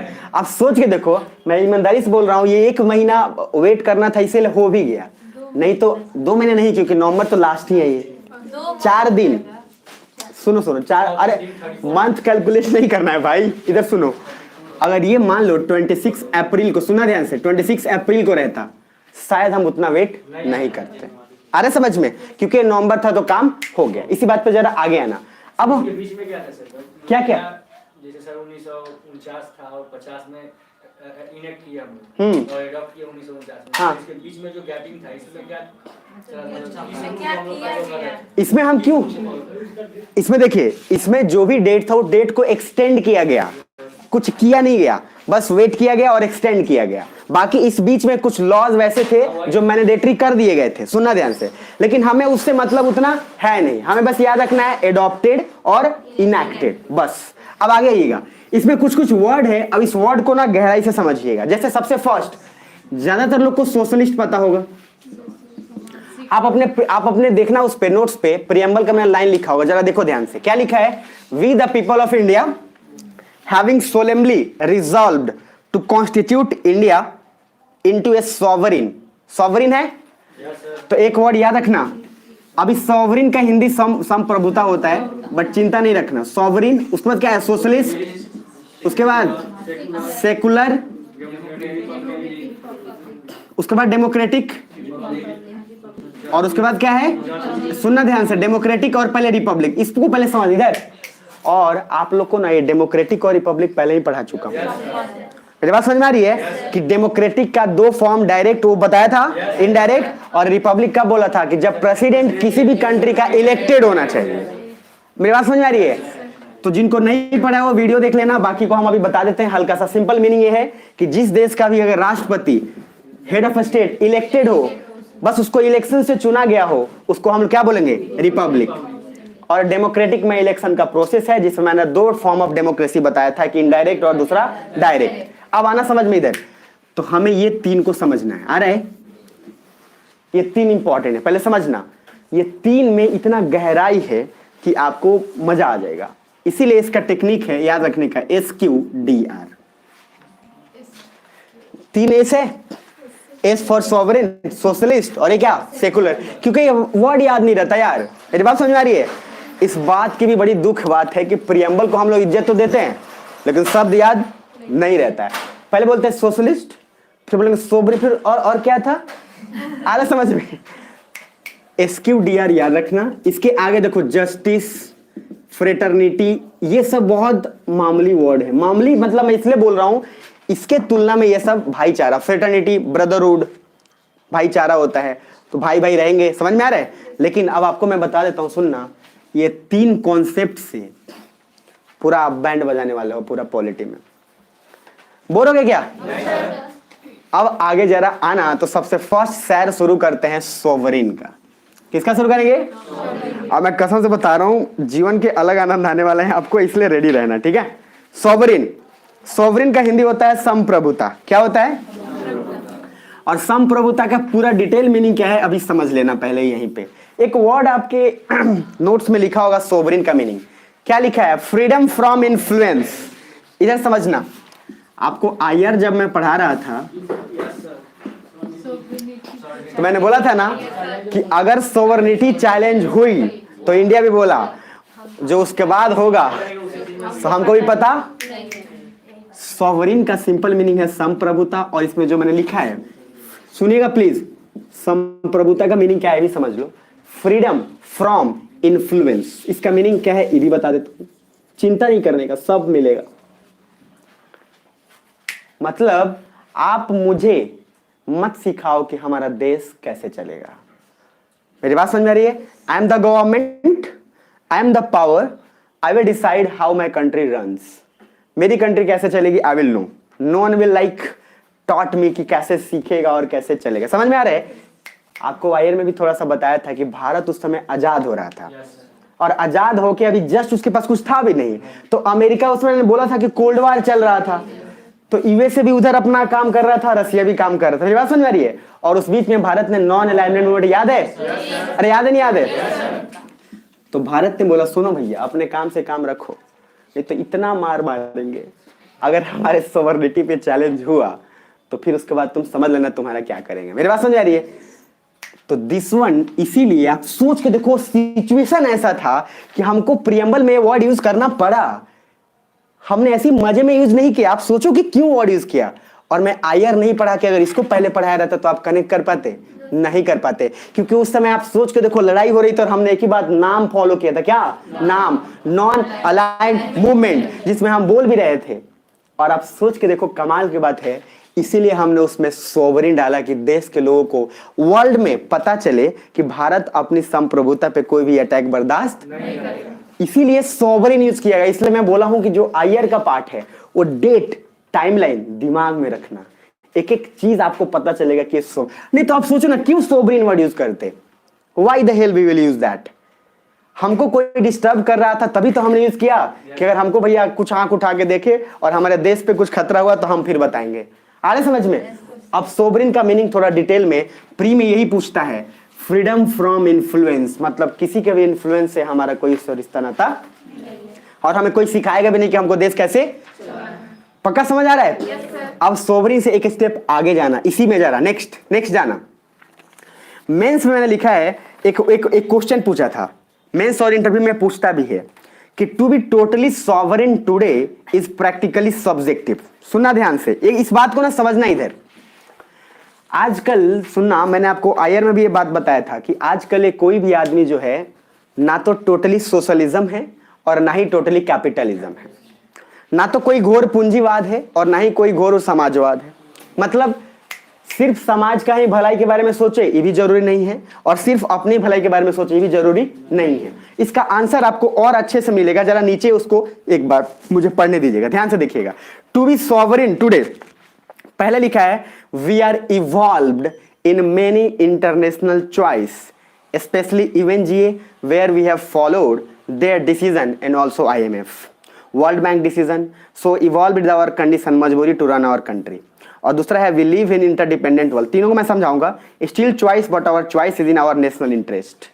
यहां पे भी आ रहा है, देख रहे हो सब? इधर सुनना, पहला वर्ड यूज किया गया। आज पॉसिबल नहीं है कि हम पूरी की पूरी तरीके से हमको कोई सिखाए नहीं, मैंने वर्ड यूज किया कि हमको कोई सिखाएगा, वो उस समय ठीक था क्योंकि उस समय हम नाम लेके घूम रहे थे, नॉन अलाइंड मूवमेंट। वो तो नहीं हो रहे, इधर आना। अभी हम टोटली क्वेश्चन पूछे आपसे, क्या हम प्रैक्टिकली अभी सॉवरिन हैं? तो नो। पहला रीजन, क्योंकि देखो हमने कर्जा वर्ल्ड बैंक से भी लिया है, हमने कर्जा IMF से भी लिया है। ये सब क्या है? ये सब आ जाएगा, इंटरनेशनल मॉनेटरी फंड। अब हमने UNGA को भी कुछ अपना बढ़ावा देते हैं, यूनाइटेड नेशन जनरल असेंबली। तो भैया जब हम सबसे कर्जा लेंगे तो कुछ ना कुछ उसका डिसीजन तो हम पे आएगा। तो कहाँ रह गए हम फ्रीडम फ्रॉम इन्फ्लुएंस? यस और नो? लेकिन ऐसा नहीं है, बिकॉज हमारा ऐसा मजबूरी है, हमारे पास कोई ऑप्शन भी, क्योंकि सारे देश आजकल क्या हैं? इंटरडिपेंडेंट। मेरी बात समझ में आ रही है? इंटरडिपेंडेंट का मीनिंग क्या है पहले समझते जाना। प्रकाश समझ आ रहा है? इंटरडिपेंडेंट का मतलब आत्मनिर्भर नहीं, एक दूसरे से कनेक्टेड है कि भैया मेरे बिना काम तुम्हारा नहीं चलेगा, तुम्हारे बिना मेरा नहीं चलेगा। मेरी बात समझ में आ रही है? तो मेरे बिना तुम्हारा नहीं चलेगा और तुम्हारे बिना मतलब जी नहीं पाएंगे सनम एक दूसरे के बिना। समझ में आ रहा है? ऐसा कुछ कॉन्सेप्ट है।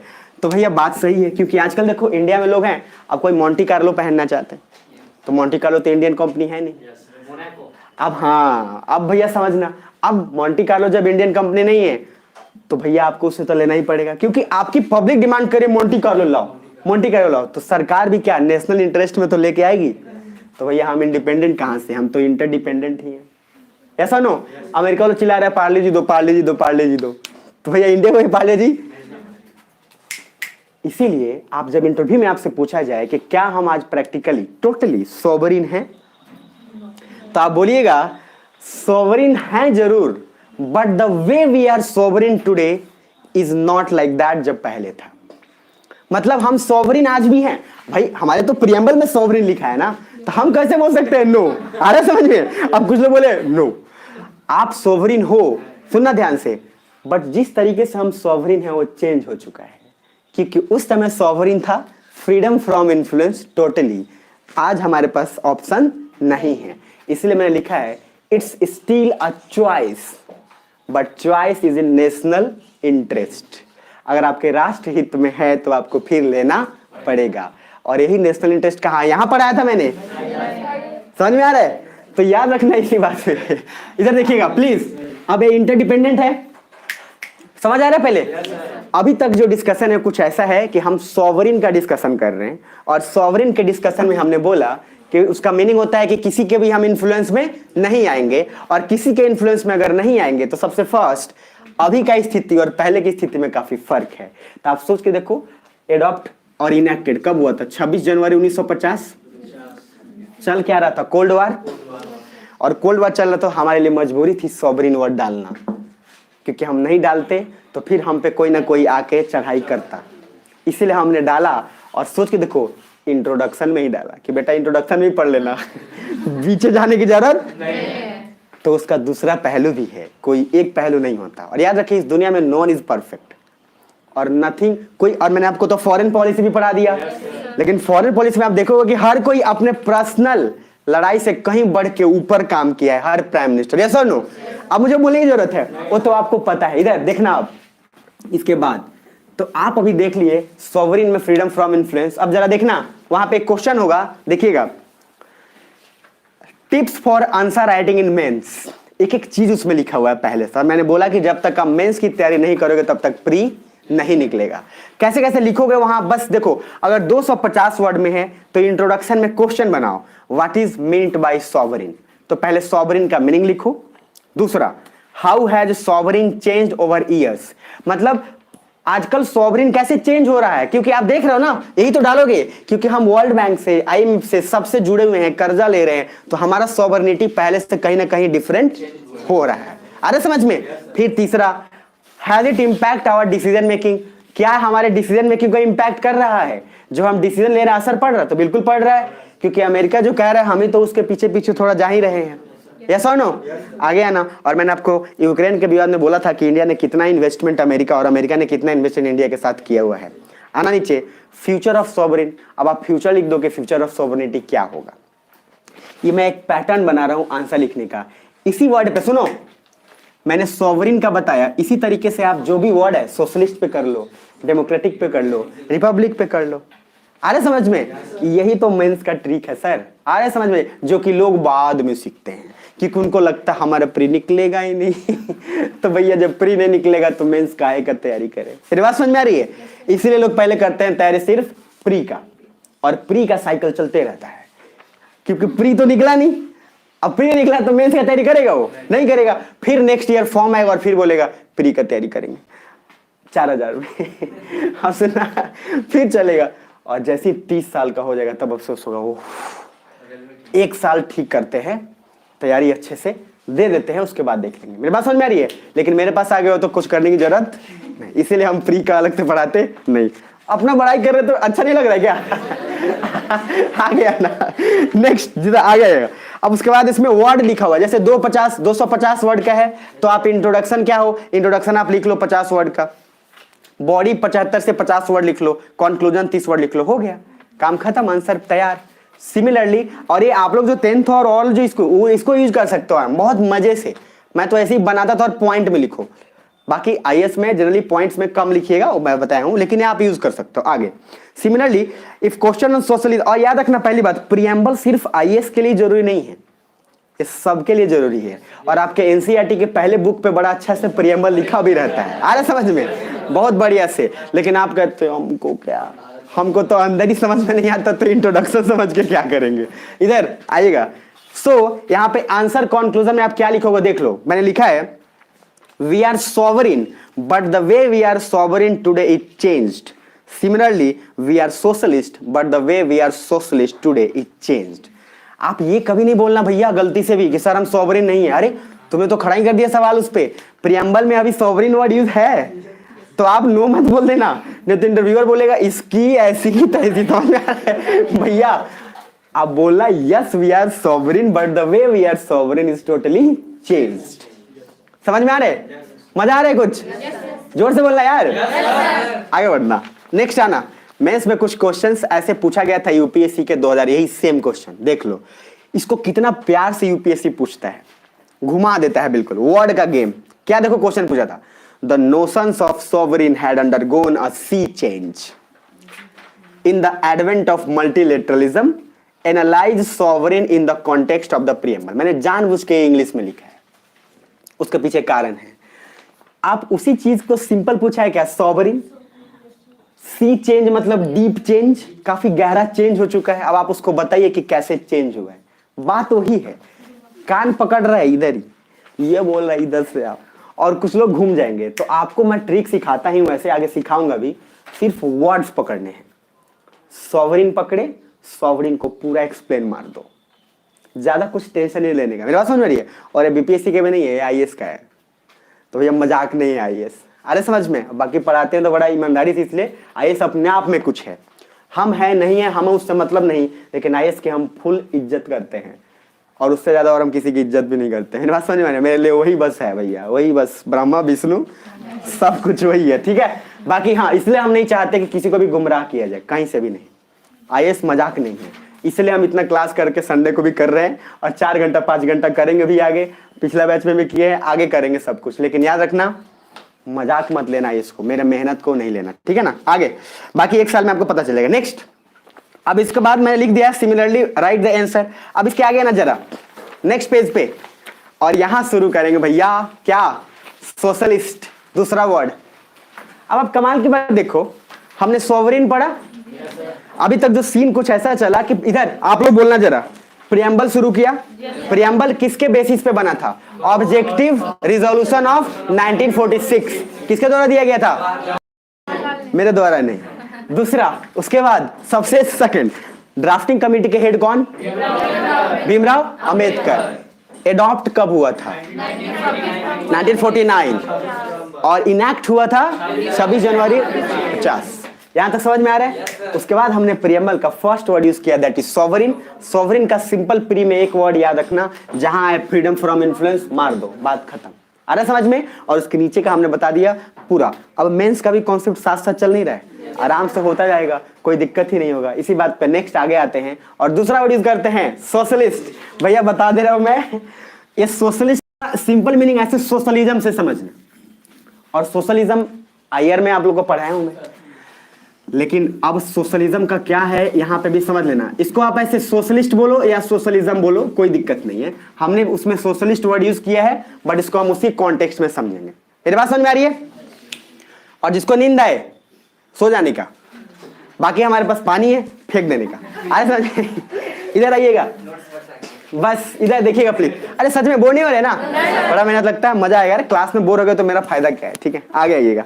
तो सोशलिस्ट का एक मीनिंग है रूल ऑफ गवर्नमेंट। आप देखना अपने नोट्स पे, ये वाला लाइन देख लेना, rule of government in the welfare of people. तो भैया एक लाइन में आप याद रखना, rule of government in the welfare of people. तब in the welfare of people, भैया सीधा सा बात है कि गवर्नमेंट को आपने और हमने क्या दिया था, वोट प्लस टैक्स, तो गवर्नमेंट हमको देती है सिक्योरिटी प्लस वेलफेयर, ठीक। तो भैया सोशलिस्ट में है rule of government in the welfare of people. ये प्री के लिए ये लाइन दिमाग में रखना है, लेकिन गहराई में थोड़ा जाते हैं, और यहाँ गहराई में ढूंढ के लाते हैं थोड़ा सा डायमंड। इसी बात पे डायमंड ट्रेडिंग कहाँ होता था? डायमंड ट्रेडिंग नहीं, जर्मनी में एंटवर्प एक जगह था, एंटवर्प पढ़ाए हैं, जाके नोट्स देखना, मारूंगा बहुत मार, समझ में आ रहा है? सुना ध्यान से, जाके रिवीजन सुन लो, सुना, हाँ सुनना ध्यान से, वो है, और डायरेक्टली नहीं बोला करे, बुरा लगता है, यकीन मान रहा हूँ, नहीं तो मैं, सुना ध्यान से, डायमंड ट्रेडिंग के लिए क्या क्या, कोई बात नहीं, डायमंड ट्रेडिंग आप जाके देखना, जर्मनी में है, अगर नहीं होगा तो कोई बात नहीं, लेकिन मैं बता दे रहा हूँ, जर्मनी में नहीं है सर, साउथ अफ्रीका में किम्बरले। अरे सुन लो सुन लो सुन लो, और ट्रेडिंग में तो अंतर होता है। दोनों में क्या बोला हूँ उस बात को समझो। डायमंड बोला हूँ, डायमंड का खदान साउथ अफ्रीका में है, लेकिन डायमंड ट्रेडिंग जो मैंने बोला था कि गुंडे लोग पहले आते थे और हीरे ऐसे उछाल देते थे टेबल पे। तो चलो इसी बात पे मैपिंग लाए हो, देखो जल्दी खोलो खोलो इसी बात पे जल्दी से। जर्मनी में ढूंढो, जर्मनी में, जर्मनी एंटवर्प।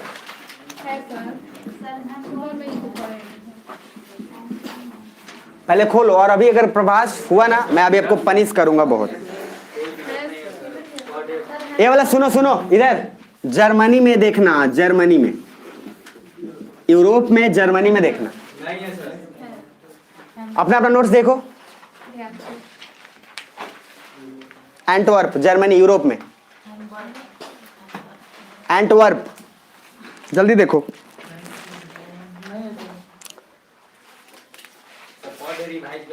कोई नहीं, इसमें देखो, पहले अपने अपने नोट्स में देखो, एंटवर्प जर्मनी। एटलस में देख रहे हो कि नोट्स में देख रहे हो? एंटवर्प क्या क्या है? इसेन, म्यूनिक और फ्रैंकफर्ट, क्या क्या, बन। अच्छा ठीक है, अब स्विट्जरलैंड में देखो तो जरा,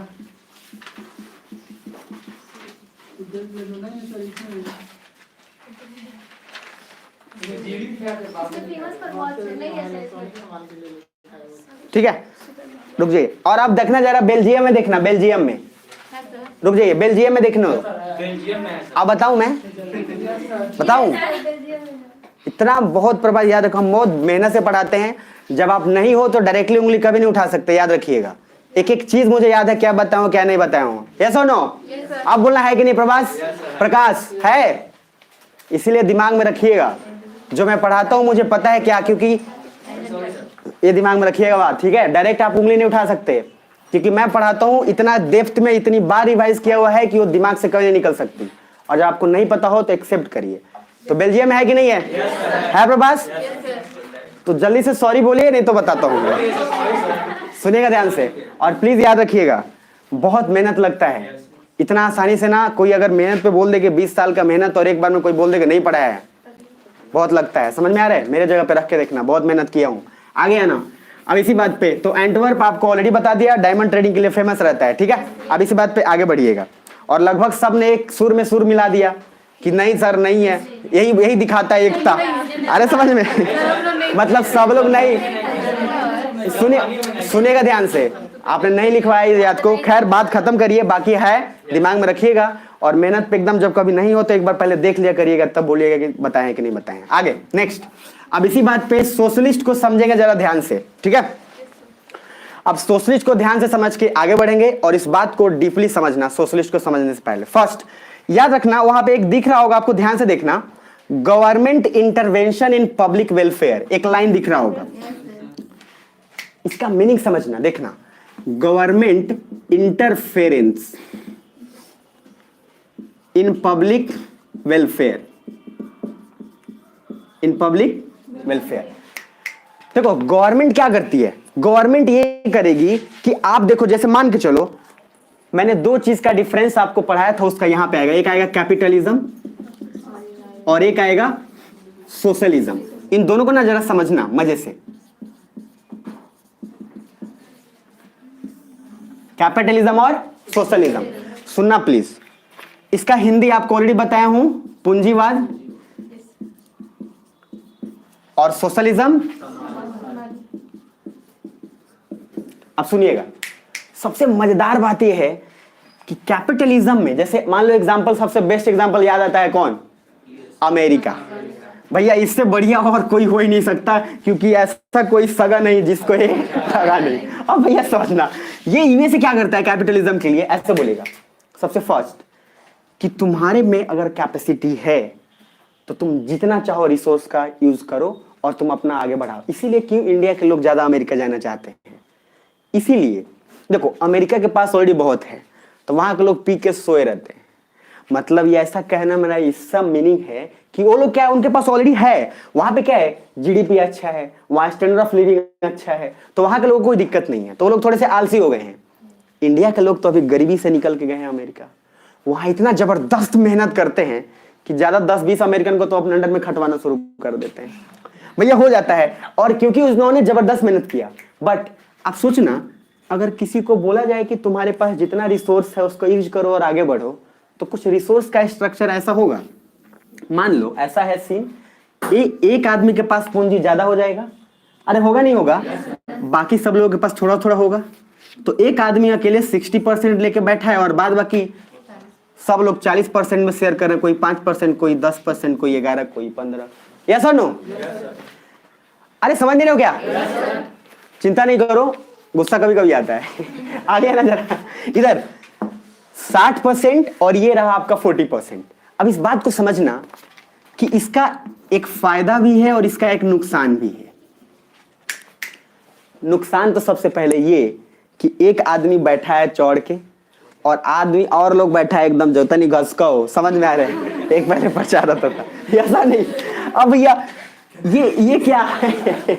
होता है ना जैसे तो भैया अब ये काम चलता है भाई। वो तो आपको अच्छा लगेगा क्या कि कोई एक ही आदमी है जो अब मान लो ऐसे एक चार कुर्सी है, 4 कुर्सी पे एक बाबू साहब आए और एकदम बिछा के सो गए एकदम ऐसे यूं, और एक कुर्सी पे 4 आदमी बैठे हुए। आपको अच्छा लगेगा? इनफैक्ट इतना बुरा लगेगा। लेकिन भाई कैपिटलिज्म का मेन कॉन्सेप्ट ही यही है कि आप जितना यूएसए बोलता है जितना रिसोर्स का इस्तेमाल कर सको कर लो। तुम्हारे पास टैलेंट है, रिसोर्स इस्तेमाल करो, आगे बढ़ो। मेरे पास मेरे कोई दिक्कत नहीं। अब अपने नोट्स पे ना प्लीज एक बार गौर फरमाना, जरा देखना। सबसे फर्स्ट कैपिटलिज्म, जहां मैंने एक डायग्राम बनाया, डायग्राम आप समझ में आ रहा है कि क्यों बनाया है? वो अब आपको कुछ लोगों को लग रहा हो खाली घेरा बना दिया सर क्या, तो वो घेरा से अब समझ में आ गया होगा। लेकिन मैंने सोशलिज्म में कुछ ऐसा डायग्राम बनाया होगा, थोड़ा बराबर बराबर सबको मिलेगा। ठीक है, कद्दू कटेगा तो सब में बटेगा। ठीक है, इधर आइएगा। अब देखिएगा जरा, तो यहां पे आपको क्या ये सोच के ठीक नहीं लगे हाँ यार सबको मिले? अच्छा लगेगा कि नहीं लगेगा? अरे हाँ है ना, बोलो। चलो, लेकिन कमाल की बात एक नुकसान भी है। अब नुकसान ये है कि मेहनत कोई एक करे और वही चीज सब में बट गया, तो भैया फिर दूसरा सोचेगा काय कम मेहनत, उसको लाने दे हम बैठ के खाएंगे। तो डिसएडवांटेज भी तो है। इधर इधर इधर इधर प्लीज समझते जाना। यहां पे मैंने बोला कि रिसोर्स तुम इस्तेमाल करो, आगे बढ़ो, तो कंपटीशन भी तो हाई होगा, क्योंकि हर कोई फिर इसमें करेगा ना। तो कंपटीशन जब हाई होगा तो प्रोडक्ट का क्वालिटी भी तो अच्छा मिलेगा। यस और नो? तो प्रोडक्ट का क्वालिटी अच्छा मिलेगा तो जीडीपी भी अच्छा होगा। मार्केट में ज्यादा लोग होंगे, क्वालिटी अच्छा मिलेगा, और जब कंपटीशन ज्यादा होगा तो दाम सस्ता नहीं रहेगा। बोलेगा कि हमने कहा 20 में देता उन्होंने तो 5 रुपये में दे रहा।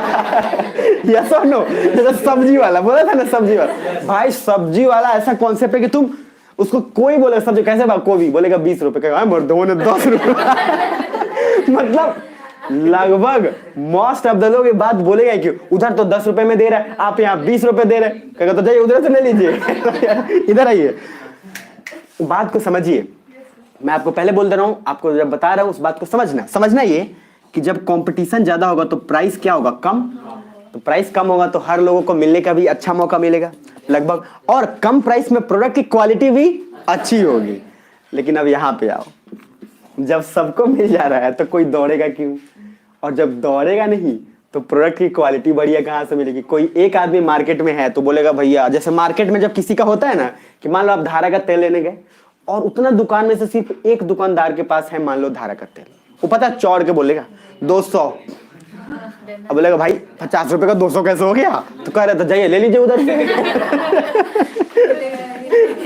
समझ में आ रहा है? और वो भाई खबर रखा हुआ है किसी के पास, समझ में आ रहा है? और आपको क्या है, घर में मेहमान आए हुए, अगर तेल की जगह पे पानी में छान के दोगे तो गुस्सा आ जाएगा, समझ में आ रहा है? तो गड़बड़ बात हो जाएगा, तो आप तो लोगे ही लोगे। यस और नो? तो आपको क्वालिटी से भी कॉम्प्रोमाइज करना पड़ा और आपको दाम भी ज्यादा, तो दोनों पहलू है। तो इसका जो एडवांटेज होगा वही उसका डिसएडवांटेज होगा।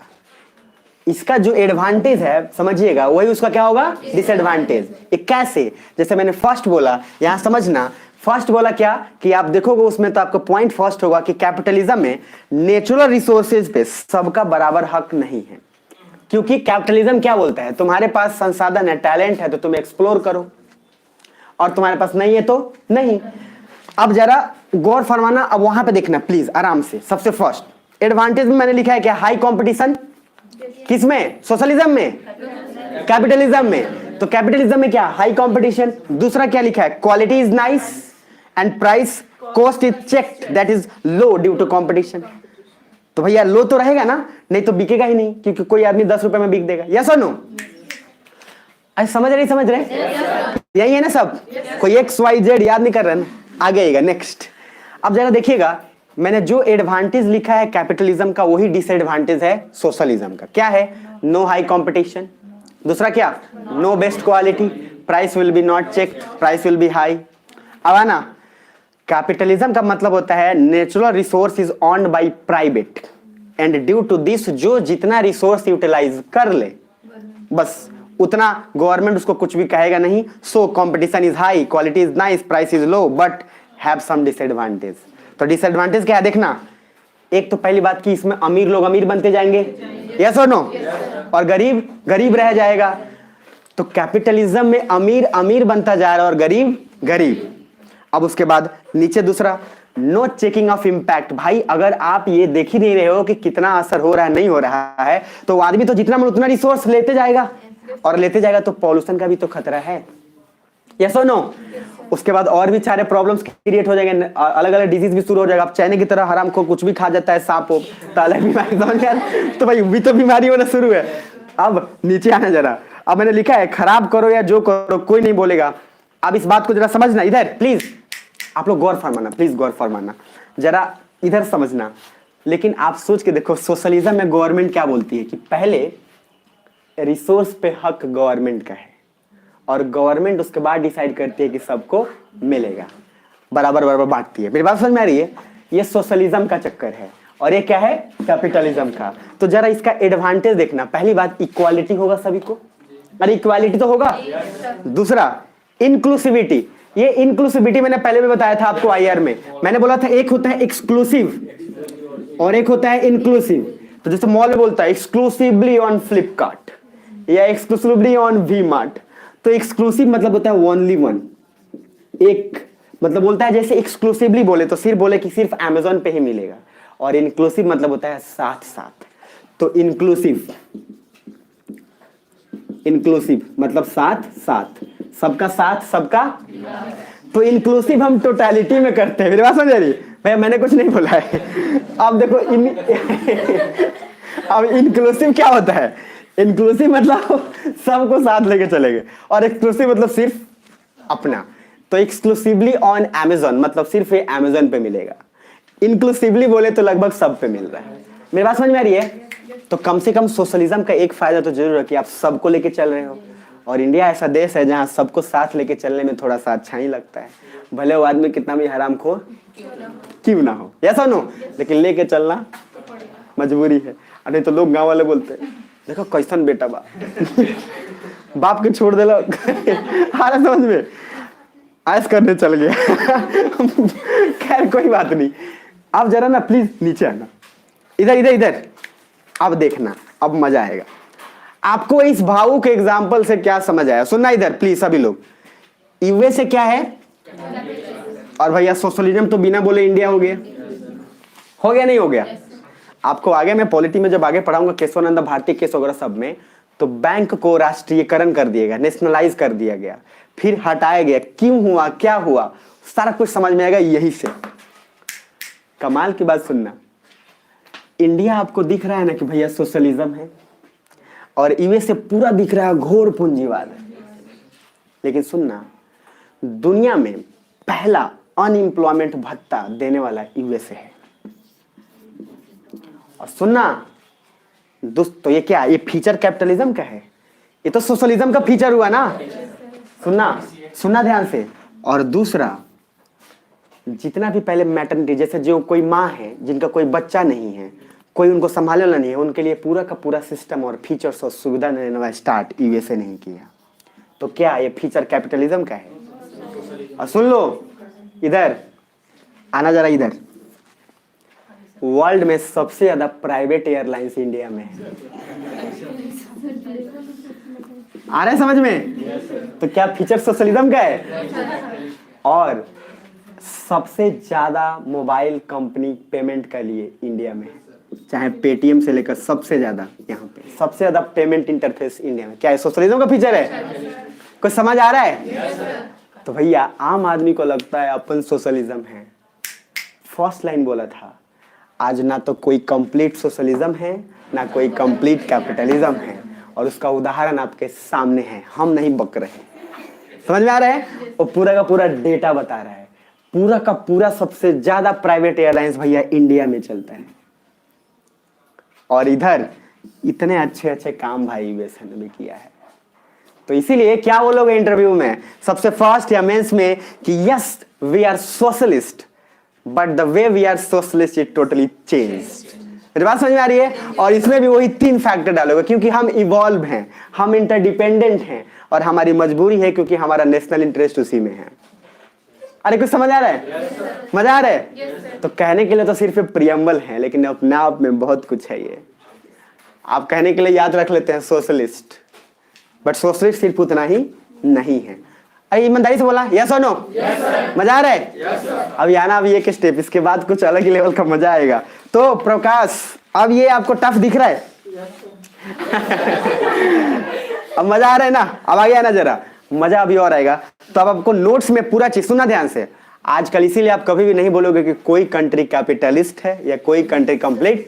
बस फर्क ये बात का है कि कोई 60% कैपिटलिस्ट 40% सोशलिज्म हो गया, या कोई 60% सोशलिज्म और 40%। और सुनना ये इंसान पे भी लागू है, आजकल कोई इंसान सही नहीं है, हर कोई दोहरा जिंदगी जी रहा है। Every person he is living dual nature, इसलिए एल्बर्ट आइंस्टीन ने ड्यूअल नेचर ऑफ लाइट का दिया था। समझना ध्यान से। आज आपकी मोबाइल वाली लाइफ अलग चलती है, आज आपकी सोशल लाइफ अलग चलती है, और आपकी पर्सनल लाइफ अलग चलती है। इसीलिए आजकल मोबाइल में थंब इंप्रेशन होते हैं कि भैया कोई खोल ना पाए। समझ आ रहा है? क्योंकि अगर खुला तो काला चिट्ठा खुलेगा, और उसके बाद भाई भयानक भयानक सच। या सुनो, अब देखो सब आपको पता है, मैंने कुछ बोला नहीं, बाकी ये बात सच है, इसीलिए हम लोग किसी को जज नहीं कर सकते। I even can't say anyone that you are good और यू आर बैड।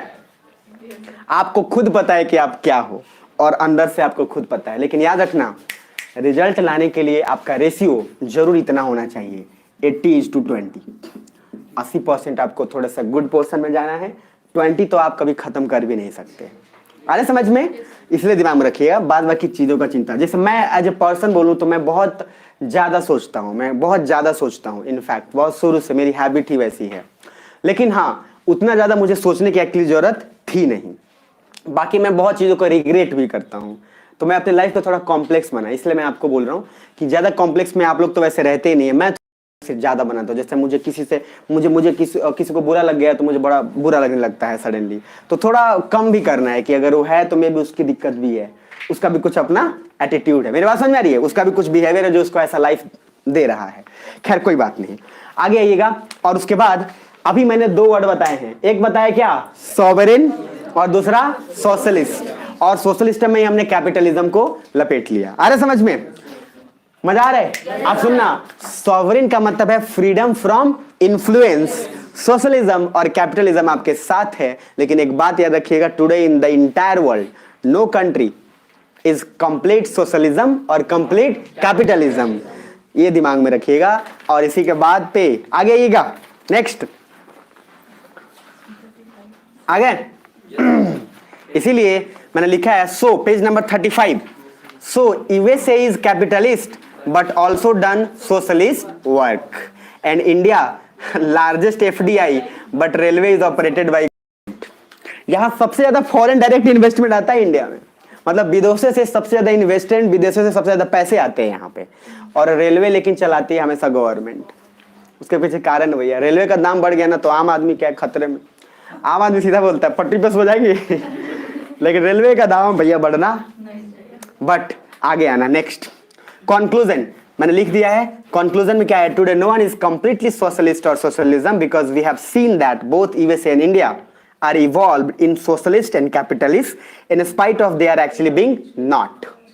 ठीक है यहां तक? इंडियन कॉन्टेक्स्ट पूछेगा आपसे क्या हम सोशलिस्ट हैं, तो बोलना है yes we are socialist but the way we are socialist is totally changed. आगे आना, इंडिया सोशलिज्म इन 3 फेजेस। अब ये जो फैक्टर है ये बड़ा मजा आएगा आपको, समझ में आ रहा है? सोशलिज्म का 3 फैक्टर इंडिया का है, समझना। एक है, पहले हम लोग थे प्रोवाइडर, पहले क्या थे? प्रोवाइडर के बाद देखना है आपको रेगुलेटर मिलेगा, और रेगुलेटर के बाद फैसिलिटेटर। अब ये क्या, पहला क्या है? प्रोवाइडर।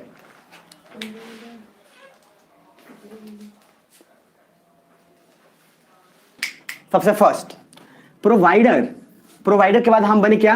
रेगुलेटर, गैस वाला रेगुलेटर नहीं। और उसके बाद हम लोग क्या बने? फैसिलिटेटर।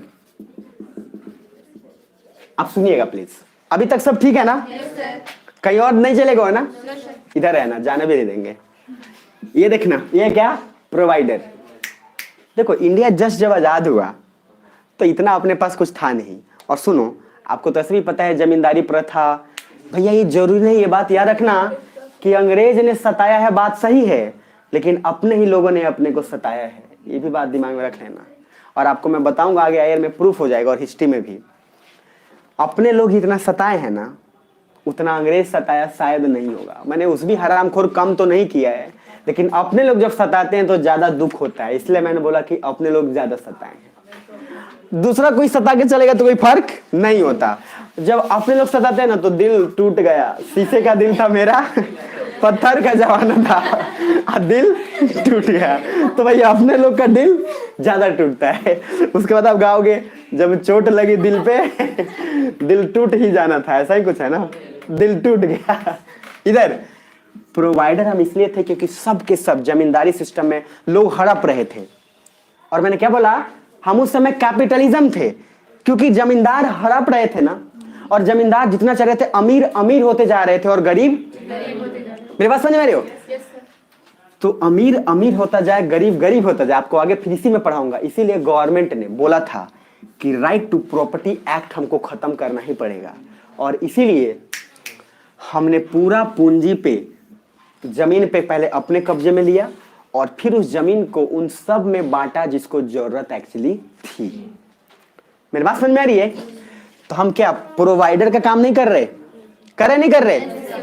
लेकिन उसके बाद धीरे धीरे हमारी स्थिति ठीक हुआ तो हम रेगुलेटर बने। हमने थोड़ा, क्योंकि शुरुआत में तो हमको भरोसा था नहीं, तो हम भरोसा लगा तो हमने क्या बोला कि हम क्योंकि सरकार ही सब कुछ अरे मैं सुन रहे मेरी बात, सरकार पहले सारे रिसोर्सेज पे हक बना ले रही थी और उसको फिर इक्वली बांट रही थी, लेकिन फिर सरकार भाई सबको तो एक साथ थोड़ी दे सकती है।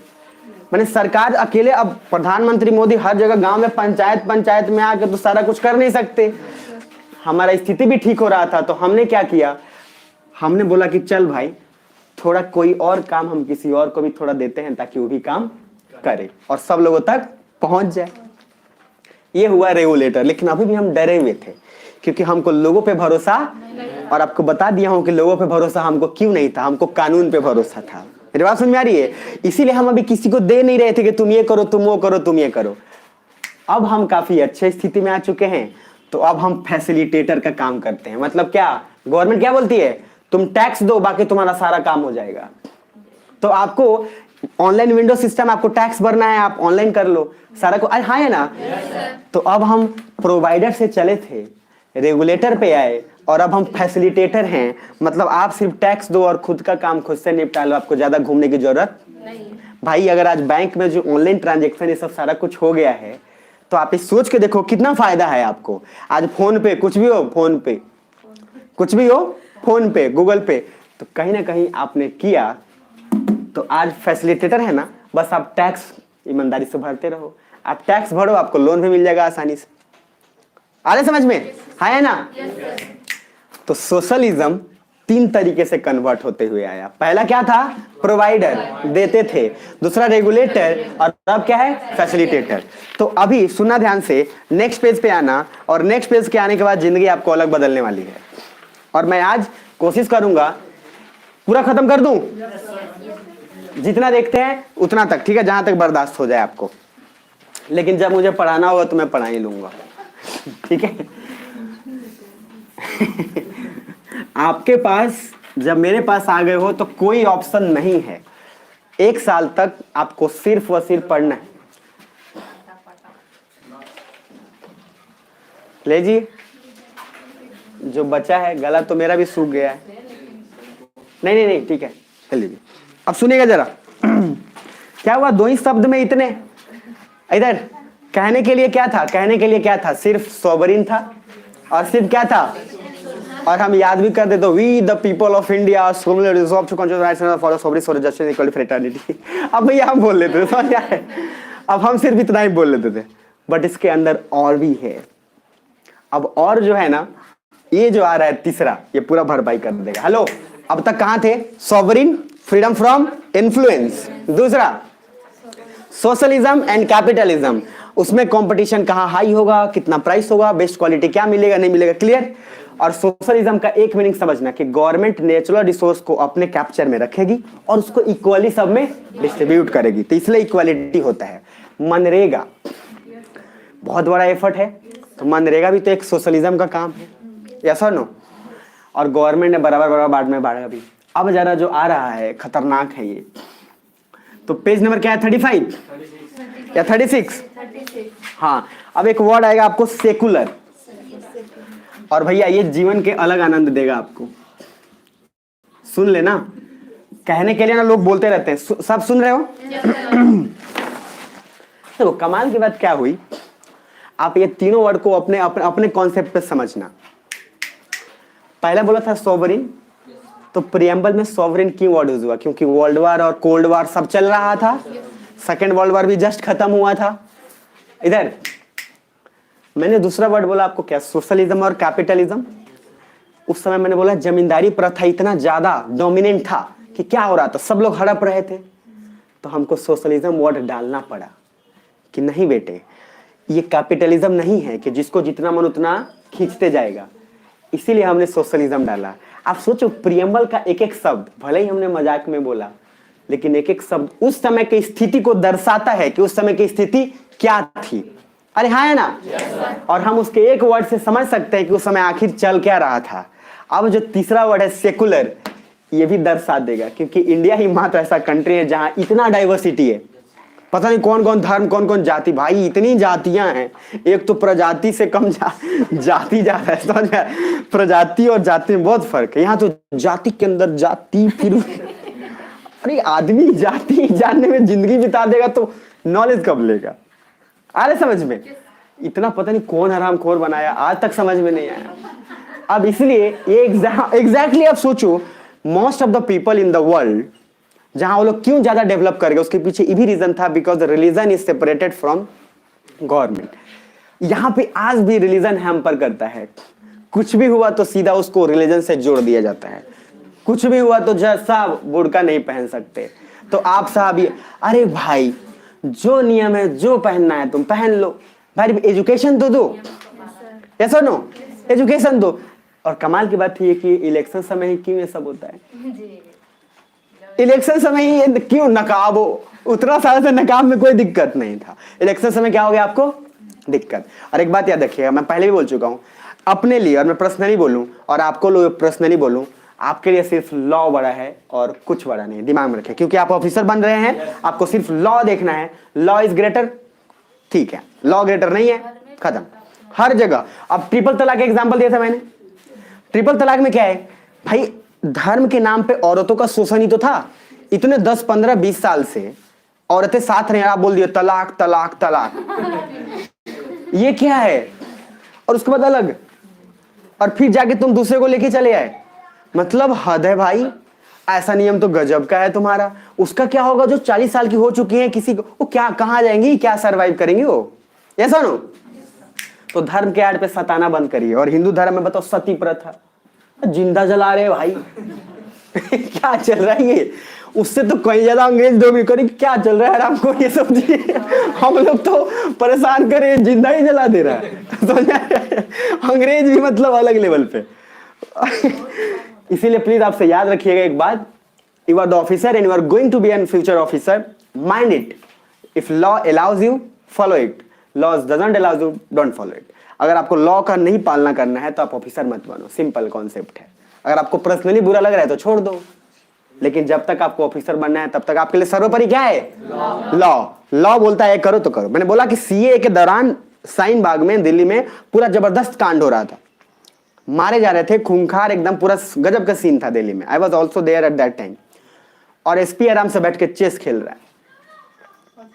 तो भैया वो चीज लिखे रखी, बस law doesn't allow you to do something, ऊपर से ऑर्डर था कि नहीं कुछ करना है, आराम से बैठ के मस्त चेस खेल रहा है। वही आईपीएस ब्यूरोक्रेट्स। तो भाई वो अपना रिलैक्स आपको रहना पड़ेगा। वाई? बिकॉज यू डोंट, इस सीधा जानते हो, लॉ आपको दिया है, परमिशन दिया तो ठीक है, पर्सनल फीलिंग साइड रखो।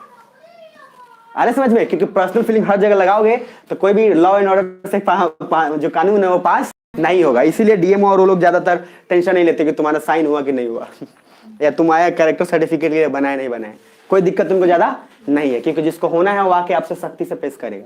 मुझे भी साइन करना था, जाके बात की है और उसने किया भी, उसको पता है किसको करना है किसको। तो आप ऑफिसर बन के रखना, इसलिए लॉ दिमाग में रखना। इसी बात पे आते हैं सेकुलर। अभी भैया धर्म का विवाद, इतना बड़ा विवाद है भैया, तुम मस्जिद बना लो, राम मंदिर बना लो। अरे तुम मस्जिद नंबर क्या जो बनाना बना लो, एजुकेशन दे दो। अरे समझ में? मंदिर के ऊपर मस्जिद बना लो, मस्जिद के ऊपर क्रिश्चियन चर्च सब बना लो। इधर आना, ये सेकुलर ना बहुत गहरा है वर्ड, एक लाइन में समझ ही नहीं सकते। आप लोग कुछ सुने होंगे, एक होता है थीस्ट, ये मैं बताऊंगा अभी। एक होता है एथिस्ट, सुनना ध्यान से, नास्तिक और आस्तिक वाले कॉन्सेप्ट। तो थीस्ट सुना, थीस्ट वो लोग हैं जो गॉड में बिलीव। अब आपको ना नोट्स में जो मिलेगा, एक बार सिर्फ पहले देख लेना। थीस्ट आपको मिलेगा बिलीव्स दैट गॉड एग्जिस्ट। कुछ लोग ऐसे हैं जो गॉड को मानते हैं और बोलते हैं कि हाँ भगवान तो इस दुनिया में। इसको मैं थोड़ा मसाला लेके पढ़ाऊंगा तो चिंता मत करना, ठीक है? क्योंकि बड़ा बहुत सारे समाज में बड़े सारे है ना। और एथिस्ट का मतलब है कि वो मानते कि भगवान नहीं है। सुनना, डज नॉट बिलीव, बोलते जैसे बोलोगे भगवान का नाम का देख ले बड़ा। अब भैया एक ही क्वेश्चन, कुछ लोग 2-3 तरीके के होते हैं। एक होते, एक बार याद रखना, कुछ लोग ऐसे भी होते हैं जो अगर उनके भगवान के बारे में कुछ बुरा बोले ना तो भाई काट मार सब मचा देंगे। समझ रहे? होता है और मैंने देखा है। इनफैक्ट मेरा पर्सनल एक अपना एक्सपीरियंस, सुनना, हाँ इधर मेरा पर्सनल एक्सपीरियंस भी है और उसको मैंने समझाया भी था, बाद में वो मान गया। बहुत अच्छा मेरा दोस्ती है वो, इनफैक्ट उसका भी नाम सौरभ ही है। वो देख रहा होगा तभी सुन भी रहा होगा, वो देख रहा होगा, ठीक है? अब सुनना, लेकिन हाँ वो मारकर तो नहीं मचाता, लेकिन कहता था नहीं मैं मानता हूँ। इधर सुनिएगा। तो कुछ लोग वैसे इतने पूजा करते हैं भाई, इतने धार्मिक होते हैं कि आप उनके बारे में अगर कुछ भी बोल दिए ना, बोलेगा पाप लगी तोरा। भगवान के बारे में ऐसा बोला है तुम, पाप लगेगा तुमको। अब बोला लग जा पाप।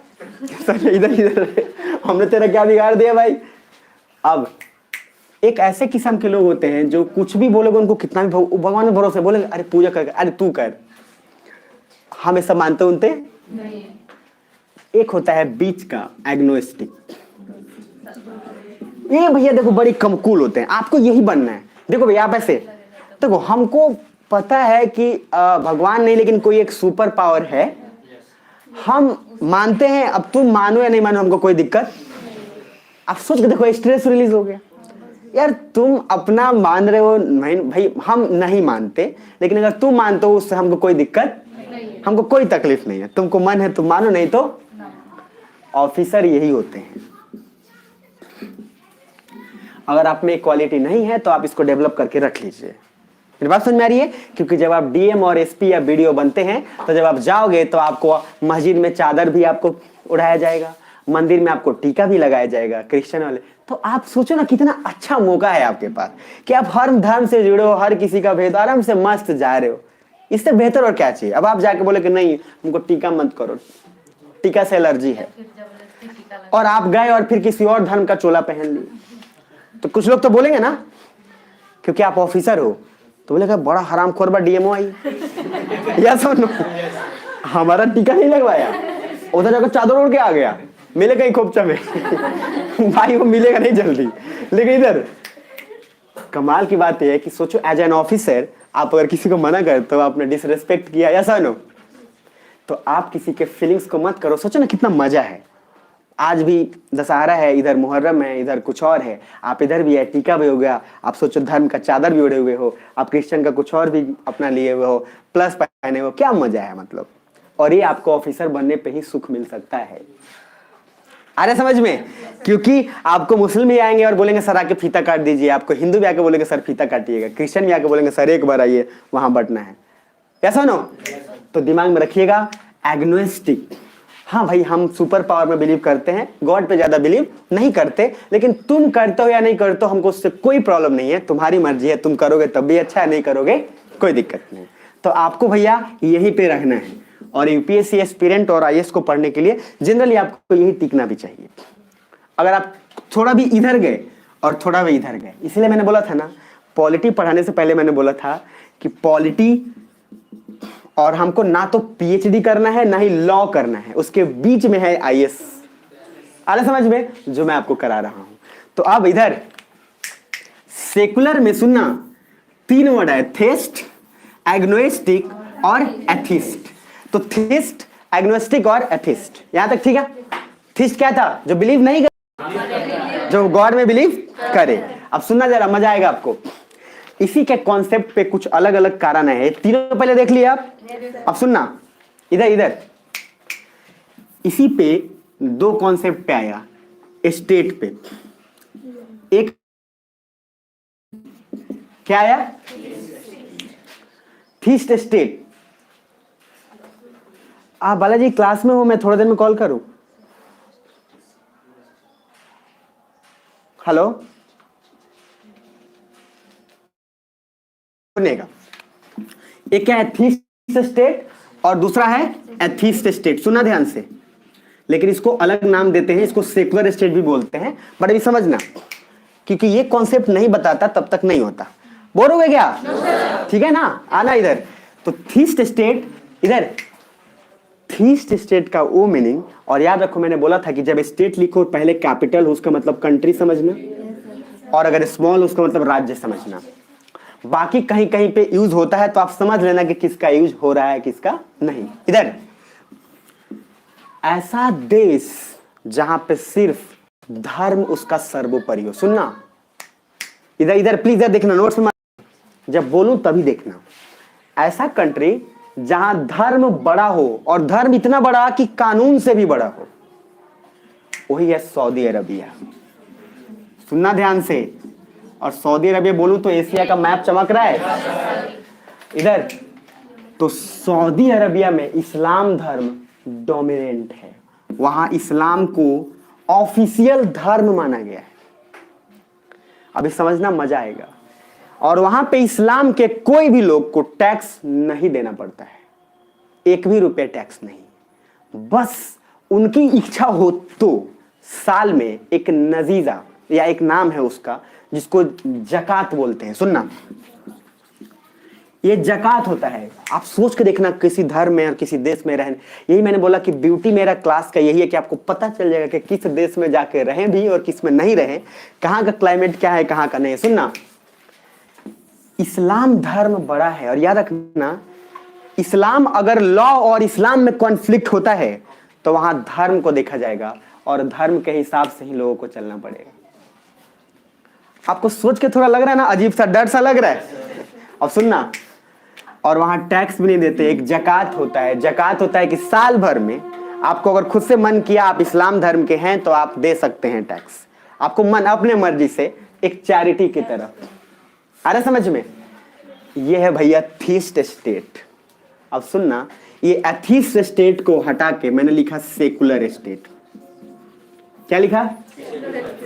यहीं तक नहीं, अभी जरा सुनना।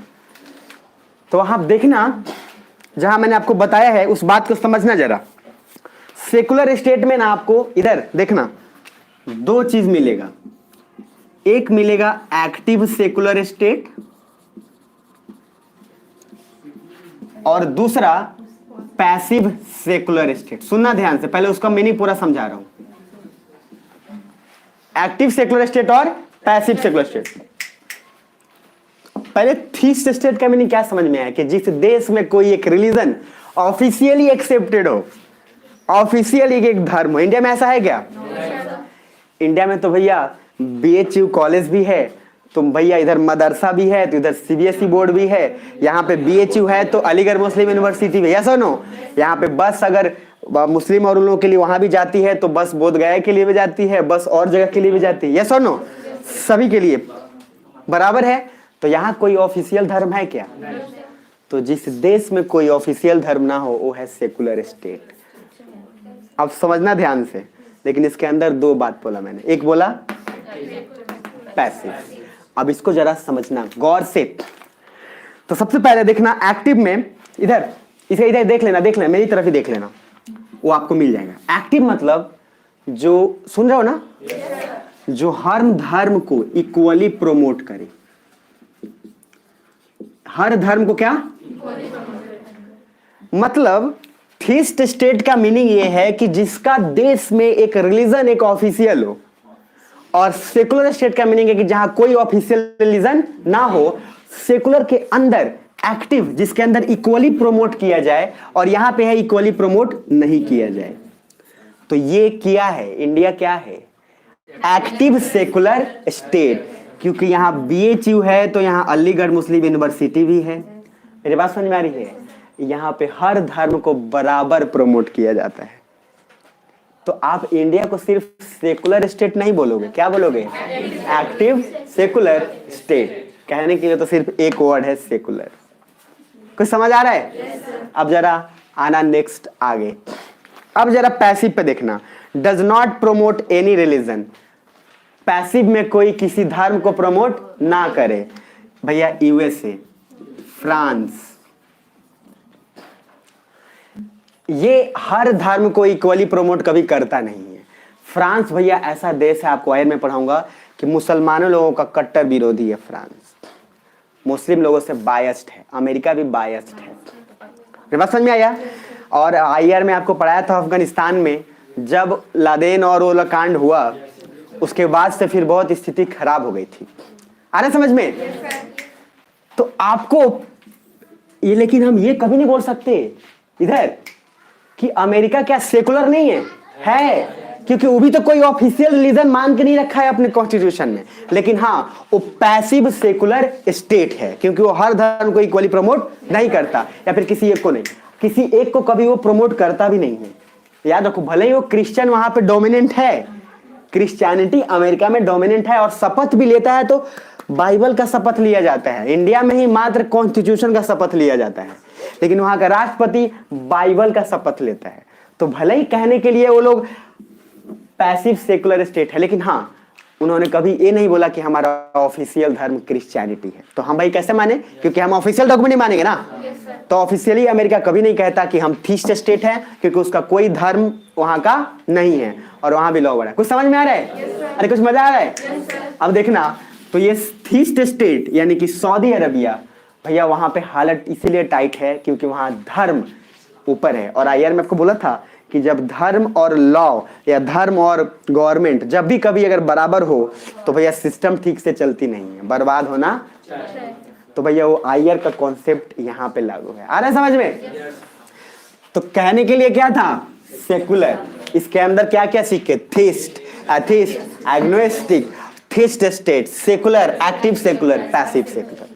तो कहने के लिए मात्र प्रीएम्बल में सेकुलर डाला गया था, लेकिन उसका डेप्थ ये था। तो आप सोच के देखो उनका कितना नॉलेज था। हम तो पढ़ा रहे हैं, तो हम पढ़ के आपको पढ़ा रहे हैं, लेकिन उनका नॉलेज था। यस और नो? मजा आ रहा है कुछ? तो भैया प्रीएम्बल कहने के लिए सिर्फ इतना ही नहीं था। बाकी ये नोट्स एक बार देख लो, इसमें जो कुछ है वो समझ लो एक बार। सबसे फर्स्ट, अब आपको थीस्ट चमक रहा होगा, एग्नोस्टिक है थीस्ट चमक रहा होगा, उसके नीचे आएंगे थीस्ट स्टेट चमक रहा होगा, और उसी तरीके से सेकुलर स्टेट चमक रहा होगा। ऐसा नो? अब इधर नीचे आ जाओ, तो सबसे पहले equally treated, promote equal religion, ये भी चमक रहा होगा आपको। और इंडिया में क्या है? सेकुलर स्टेट में क्या? लॉ हमेशा क्या है? बड़ा होता है धर्म से हमेशा। अरे तभी तो ट्रिपल तलाक जब केस आया तो लॉ हमने बनाया, तो धर्म क्या? खत्म।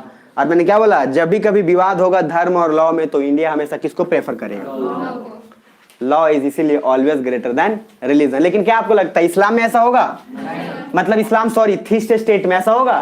नहीं होगा, क्योंकि इनका धर्म ही इस्लाम है। तो ये हमेशा जो भी नियम बनाएंगे वो इस्लाम को ध्यान में रख के बनाएंगे। लेकिन इंडिया से कुछ भी ध्यान में रख के बिल्कुल। अब यहाँ समझ में आ रहा है कुछ? आना जरा नेक्स्ट पेज पे, यहाँ जीवन के अलग आनंद आएंगे। तो हम आपको 3 चीज बोला था। क्या क्या बोला था? SQDR बोला था। अरे बोला था। तो SQ, तो 3 SQ समझे, और डेमोक्रेटिक रिपब्लिक उधर समझाए थे। समझ में आया पूरा डेप्थ में? तो इसीलिए डेमोक्रेटिक रिपब्लिक वहां पढ़ाए थे। बाकी और सब इसमें जो शब्द हैं वो छोटे मोटे भाई लोग हैं, उनको समझना कोई बहुत बड़ा बात नहीं है। तो फिर भी अब आपको रिपब्लिक मैंने यहाँ देखो जानबूझ के फ्री मैंने लिख दिया है ताकि आपको पीछे का पूरा याद आ जाए, इसलिए मैंने थोड़ा हिंट दे के वहां छोड़ दिया है। तो आप प्रीएम्बल में कुछ वैसा पार्ट समझ लेना, हमने देखा है इस तरीके का कुछ हिस्सा है, वो समझना। अरे मैं पढ़ा रहा हूं तो सिर्फ मजा मुझे नहीं आ रहा है कि आपको भी आ रहा है? आपको आ रहा है कि नहीं? कि हम ही सिर्फ मजा ले रहे हैं? चलिए अब देखिएगा, तो हमने कुछ प्रीएम्बल को ऐसे तोड़ा है। अगर हम स्टेट के टर्म्स में बात करें तो इधर आपका SQDR हो गया, और कुछ सिंपल नॉर्मल, मतलब ज्यादा लीगैलिटी और ज्यादा टफ वर्ड की बात नहीं करें तो आपको वहां पे लिखा होगा justice, liberty, equality and fraternity. मेरी बात समझ में आ रही है? तो फ्रेटर्निटी मतलब होता है भाईचारा, बंधुत्व, आपस में भाई भाई, ठीक है, मिलकर रहें, गले मिले, ठीक है। वो अलग बात है कि गले इधर मिलते उधर लाठी निकलता है, लेकिन भाई भाई साथ रहिएगा। मैं बता दे रहा हूँ, भाई भाई हमेशा साथ रहिएगा, क्योंकि इतिहास गवाह है भाई भाई अगर साथ नहीं रहते ना तो इस दुनिया में सबसे बड़ा बवाल होता है। ये दिमाग में रख लीजिए, अगर एक भाई के मन में भी थोड़ा सा कुछ भी हुआ तो पूरा फैमिली बर्बाद है। और अगर आप अकेले हैं तो खुश रहिए, जैसे हम भी हैं। मतलब जरूरी नहीं कि होना चाहिए, लेकिन अगर है तो याद रखिएगा प्लीज। और बड़े भाई की रिस्पॉन्सिबिलिटी ज्यादा होती है, ये ऑलरेडी है, ये आप मानो या ना मानो हो ही जाता है, क्योंकि छोटा भाई ना आपको गार्जियन से भी बड़ा मानता है।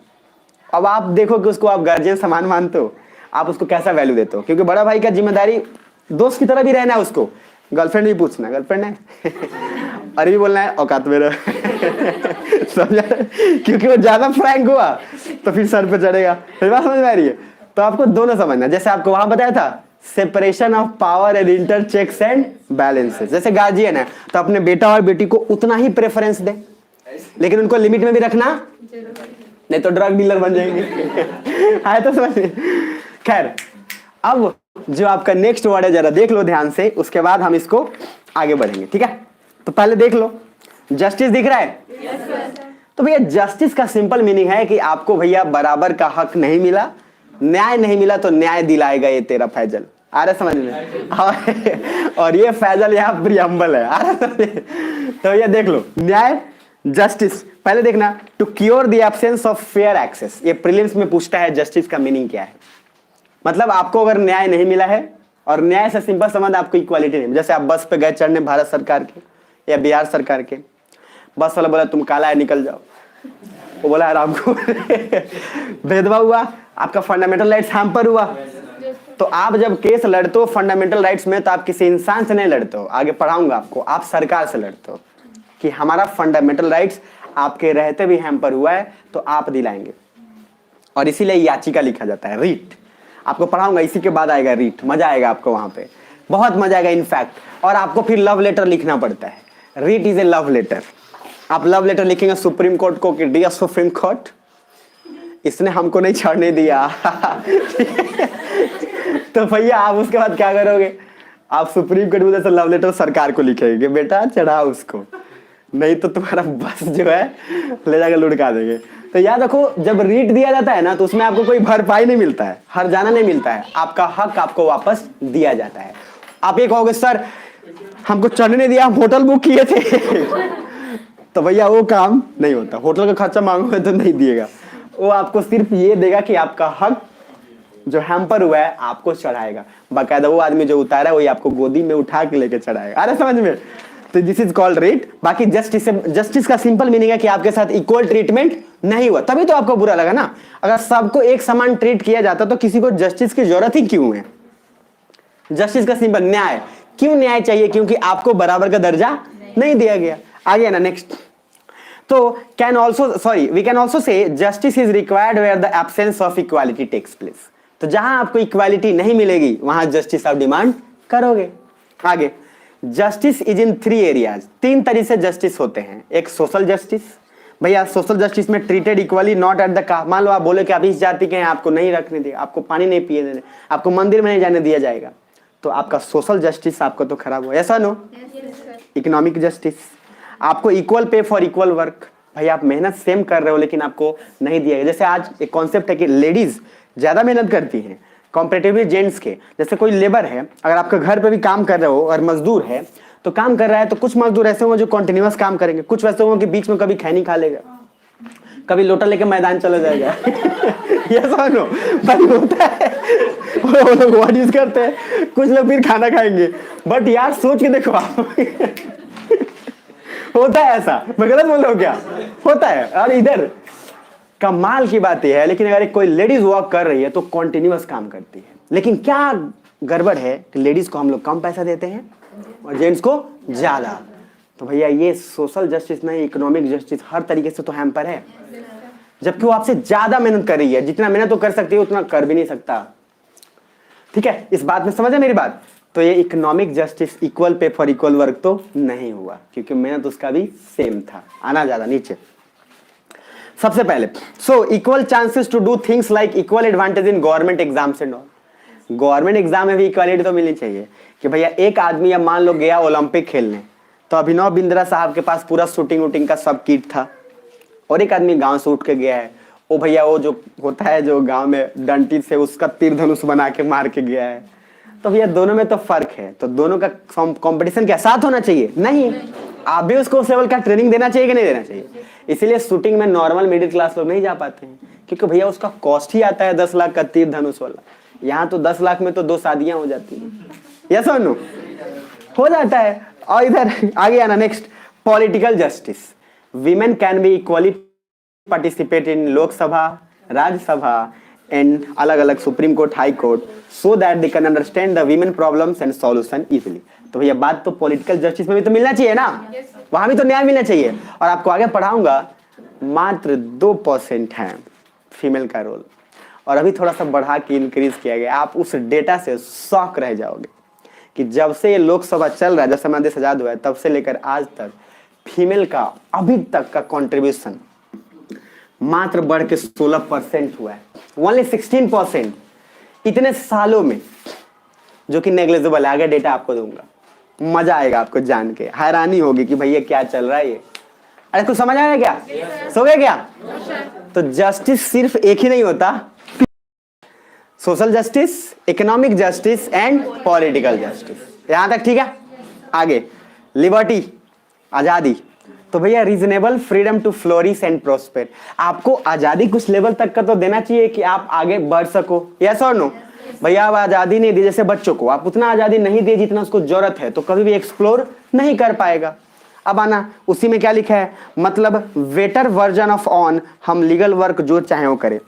भैया जब तक आपको आजादी नहीं मिलेगा तब तक आप अपने आप से बेस्ट हो भी नहीं सकते। आप समझ रहे मेरी बात? लेकिन आजादी का एक लिमिटेशंस और आजादी को कैसे कंट्रोल करना है ये भी पता होना चाहिए। इसलिए अब जो फंक्शंस आते हैं उसमें पेरेंटल कंट्रोल भी होता है। जैसे टीवी में होता है ना चाइल्ड लॉक, अरे देख दो, चाइल्ड लॉक नहीं होता है, चाइल्ड लॉक भी होता है। आपको फोन में दिया जाएगा तो फोन में भी सिस्टम होता है, आप सिर्फ उसको उतना ही दिखाएगा चाइल्ड मोड में जितना उसके लिए जरूरत का है। बाद बाकी कोई भी ना ऐप, ना कोई साइट, ना कुछ नहीं, कुछ खुलेगा ही नहीं। तो चाइल्ड जानबूझ के भी कुछ और कर नहीं सकता, वो सिर्फ उतना ही देखेगा। आजकल हर सिस्टम में आने लगा है, चाहे वो फोन हो चाहे सिस्टम, हर जगह। मेरी बात समझ में आ रही है? तो जरूरत, क्योंकि हरामखोर आजकल बच्चे ड्रग्स बेचना शुरू कर दे रहे हैं शुरू में बहुत कम एज में, यस और नो। अलग का डेटा बताऊंगा आपको। Equality, absence of any special treatment. Equality मतलब क्या कि आपको स्पेशल ट्रीटमेंट अगर दिया जा रहा है वो नहीं मिल रहा है। अब जैसे देखो, सोच के देखना, इसको ना थोड़ा अलग करना और समझना। मान लो क्लास में बहुत सारे लोग थे, कुछ तेजूखाओ लोग थे, बहुत तेज, और एक था उसमें थोड़ा सा डल था, सुस्त था, नहीं पढ़ पाता था। तो सुना ध्यान से, सुने सब। टीचर ने उसको एक्स्ट्रा टाइम दिया पढ़ाने के लिए, तो क्या आपको लगता है आपके साथ क्या डिस्क्रिमिनेशन हुआ है या भेदभाव हुआ है? आप बोलोगे? तो यहाँ इक्वालिटी हैम्पर्ड नहीं हुई। तो हम किसी को भी उसी तरीके से रिजर्वेशन का कॉन्सेप्ट आया, भैया हमने इसीलिए आरक्षण दिया ताकि इन लोगों को उस लेवल पे लाए, तब कॉम्पीट करने दें। मेरी बात समझ में आ रही है? तो जब आप ये बोल रहे हो और यही कॉन्सेप्ट से इसीलिए पीछे के लोग को लाया। और इंडिया क्या मैंने बोला, एक्टिव सेकुलर स्टेट प्लस क्या बोला, सोशलिज्म। तो इंडिया की तो पूरी जिम्मेदारी है ना कि वो सबको साथ लेके चले, यस और नो। और इसलिए प्रियम्बल में सोचो, अगर ऐसा नहीं रहता, प्रियम्बल में आपने यूज किया है सोशलिज्म बॉस, और काम आप सोशलिज्म का अगर नहीं करोगे तो फिर काहे का ये प्रियम्बल? अरे समझ पा रहे हैं? चलो, तो आज का क्लास हम यही तक देते हैं। उसके बाद देखो, fraternity, brotherhood, sense of togetherness, सब मिलजुल कर रहे हैं। ये जरूर बोलता है कि हाँ भैया सब भाई भाई हैं, हिंदू मुस्लिम सिख ईसाई आपस में सब भाई भाई। आ रहा समझ में? तो भैया ये दिमाग में रखना है।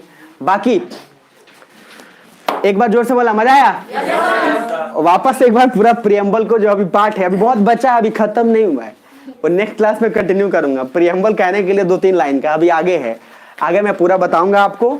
लेकिन अभी जो पढ़ा हो एक बार रिवाइज कर लें। रेडी हो? बस्ता सरियाना मत, ठीक है? आगे नहीं तो छुट्टी समय होता है ना, सब छुट्टी खिसकते कोना पर जैसी हुआ भाई, वो पकड़ में नहीं आता है वो। और सीबीएसई स्कूल में फर्क ये होता है, सीबीएसई स्कूल में क्या होता है, जब छुट्टी होने होती है तो पहले ऐसे करेगा, पहले टाई ढीला करेगा, पहले टाई धीरे धीरे नीचे आ जाएगा, उसके बाद शर्ट टकिन रहता है, शर्ट ऐसे निकालेगा, उसके बाद सर बोलते रहेंगे देखो कल ऐसा होगा, जी जी घूम रहा है, समझ में आ रहा है? उसके बाद यस सर, उसके बाद इधर बैग, इधर इस टाइम बाहर जाते जाते इतना तेज में निकलेगा वो, और बाहर जाके कुछ होना नहीं है, लेकिन इस बात की बेचैनी है, बाहर जाके वही काम करना है हरामखोर वाला, वो खाली दूसरे का इंतजार करेगा, और भाई और बता ऐसे ही चलता है बाहर, एक दूसरे के कंधा पे हाथ रखे और क्या लेकिन भैया उसका अपना एक अलग मजा है, और ज्यादा मजा लेते हो तो समझ में आता है ग्रेजुएशन के बाद, जब पान के दुकान खोलते हो तब समझ में आता है कि सीएमजे में पढ़े थे। अच्छा, हमको सीएमजे का नाम याद है क्या सॉरी, मतलब ठीक है, सीएमजे का कुछ भी मान लो आप, कोई डैश स्कूल, मैं किसी को नहीं जानता कि कौन क्या है नहीं है, बट जनरली सीबीएसई में थोड़े बच्चे फंटूस हो जाते हैं, ये भी डिपेंड करता है, आई एम नॉट बायस्ड, लेकिन ज्यादातर थोड़े से बच्चे हो जाते हैं। अब पता नहीं क्यों, उसका एक रीजन मैंने यही देखा है कि एज उनका ज्यादा हो गया रहता है, तो उन लोगों को क्या है, एज ज्यादा हो गया रहता है, और उसमें सब बहुत लोग तो टीचर भी कम होते हैं, टीचर कम एज के उसमें होते हैं, और स्टूडेंट कोई बड़ा हो गया रहता है तो टीचर को कुछ समझता ही नहीं है, कुछ भी बोलता है, कुछ भी मतलब कुछ भी बोल देगा उसको और भाई वैसे भी होते हैं। खैर सुनिएगा, इधर वापस जो पूरा प्रियम्बल पढ़े थे क्या क्या वर्ड था, पहले प्रियम्बल क्यों आया, समझ में आया? समझ आया नहीं समझ आया? ऑब्जेक्टिव रेजोल्यूशन से आया 1946, गिवन बाई जवाहरलाल नेहरू। दूसरा, ड्राफ्टिंग कमेटी बनाने से पहले कॉन्स्टिट्यूएंट असेंबली बना, और कॉन्स्टिट्यूशन असेंबली परमानेंट था क्या? जैसे ही कॉन्स्टिट्यूशन बना, असेंबली खत्म, उसके बाद भैया अपना प्रोसेस शुरू। उसके बाद ड्राफ्टिंग कमेटी के हेड कौन थे? फिर उसके बाद वर्ड जो डाला गया, क्या क्या बोला गया, identity card, soul, vision, horoscope, हाँ समझ में आया? जो मन समझ लो। उसके बाद नेक्स्ट आगे, फिर उसके बाद बोला गया वर्ड। सबसे पहले सॉवरिन, याद रखने के लिए प्लीज ये याद रखना, SQDR, सॉवरिन वर्ड यूज किया गया। सॉवरिन वर्ड यूज करने के बाद फिर सॉवरिन को हमने समझा, तो सॉवरिन क्यों यूज किया अभी आपको पता है, फ्रीडम फ्रॉम अदर इन्फ्लुएंस जो भी था, उसके बाद हमने वो समझा। सॉवरिन के बाद आगे ये समझा कि आजकल हम लोग टोटली सॉवरिन, मतलब जैसे हैं सॉवरिन तो है, लेकिन हम लोग जिस तरह से हैं वो चेंज हो चुका है। फिर उसके बाद हमने सोशलिज्म और कैपिटलिज्म समझा, और आपको एग्जांपल्स बताया कि भैया यूएसए कैपिटलिज्म होने के बावजूद भी सोशलिस्ट का काम किया है, और वो लोग उतना काम नहीं किए। मेरी बात समझ में आ रही है? जैसे इंडिया में प्राइवेट एयरलाइंस भी है, तो इस वजह से उसके बाद हमने सेकुलर पे पढ़ा, और सेकुलर में हमने पढ़ा क्या, एक तो थीस्ट, एग्नोस्टिक, एथिस्ट। थीस्ट को हमने थीस्ट स्टेट से कनेक्ट किया जिसका ऑफिशियल कोई धर्म हो, एग्जाम्पल क्या, सऊदी अरबिया। और उसके बाद सेकुलर पढ़ा जिसका कोई ऑफिशियल धर्म नहीं हो, जहां लॉ बड़ा हो रिलीजन से, और उसके अंदर एक्टिव सेकुलर स्टेट और पैसिव सेकुलर स्टेट। ये तीनों पार्ट इसमें इंडिया में मिला, जो हर धर्म को इक्वली प्रमोट करे वो एक्टिव, जो नहीं करे वो पैसिव। उसका एग्जांपल यूएसए, फ्रांस दिमाग में रखना है। और उसके बाद आगे फिर डेमोक्रेटिक रिपब्लिक पढ़ा चुका हूं, जस्टिस, लिबर्टी, इक्वालिटी और फ्रेटरनेट, भाई भाई रहिए साथ में। मजा आया? तो फिर मिलेंगे नेक्स्ट क्लास में, और फिर उसके बाद कंटिन्यू करेंगे, ठीक है? तो एक बार पढ़ाई कर दो थोड़ा, मुझे अच्छा लग जाएगा। मजा आया? मजा आया? चलो फिर मिलेंगे नेक्स्ट क्लास। हाँ क्लैप कर लो।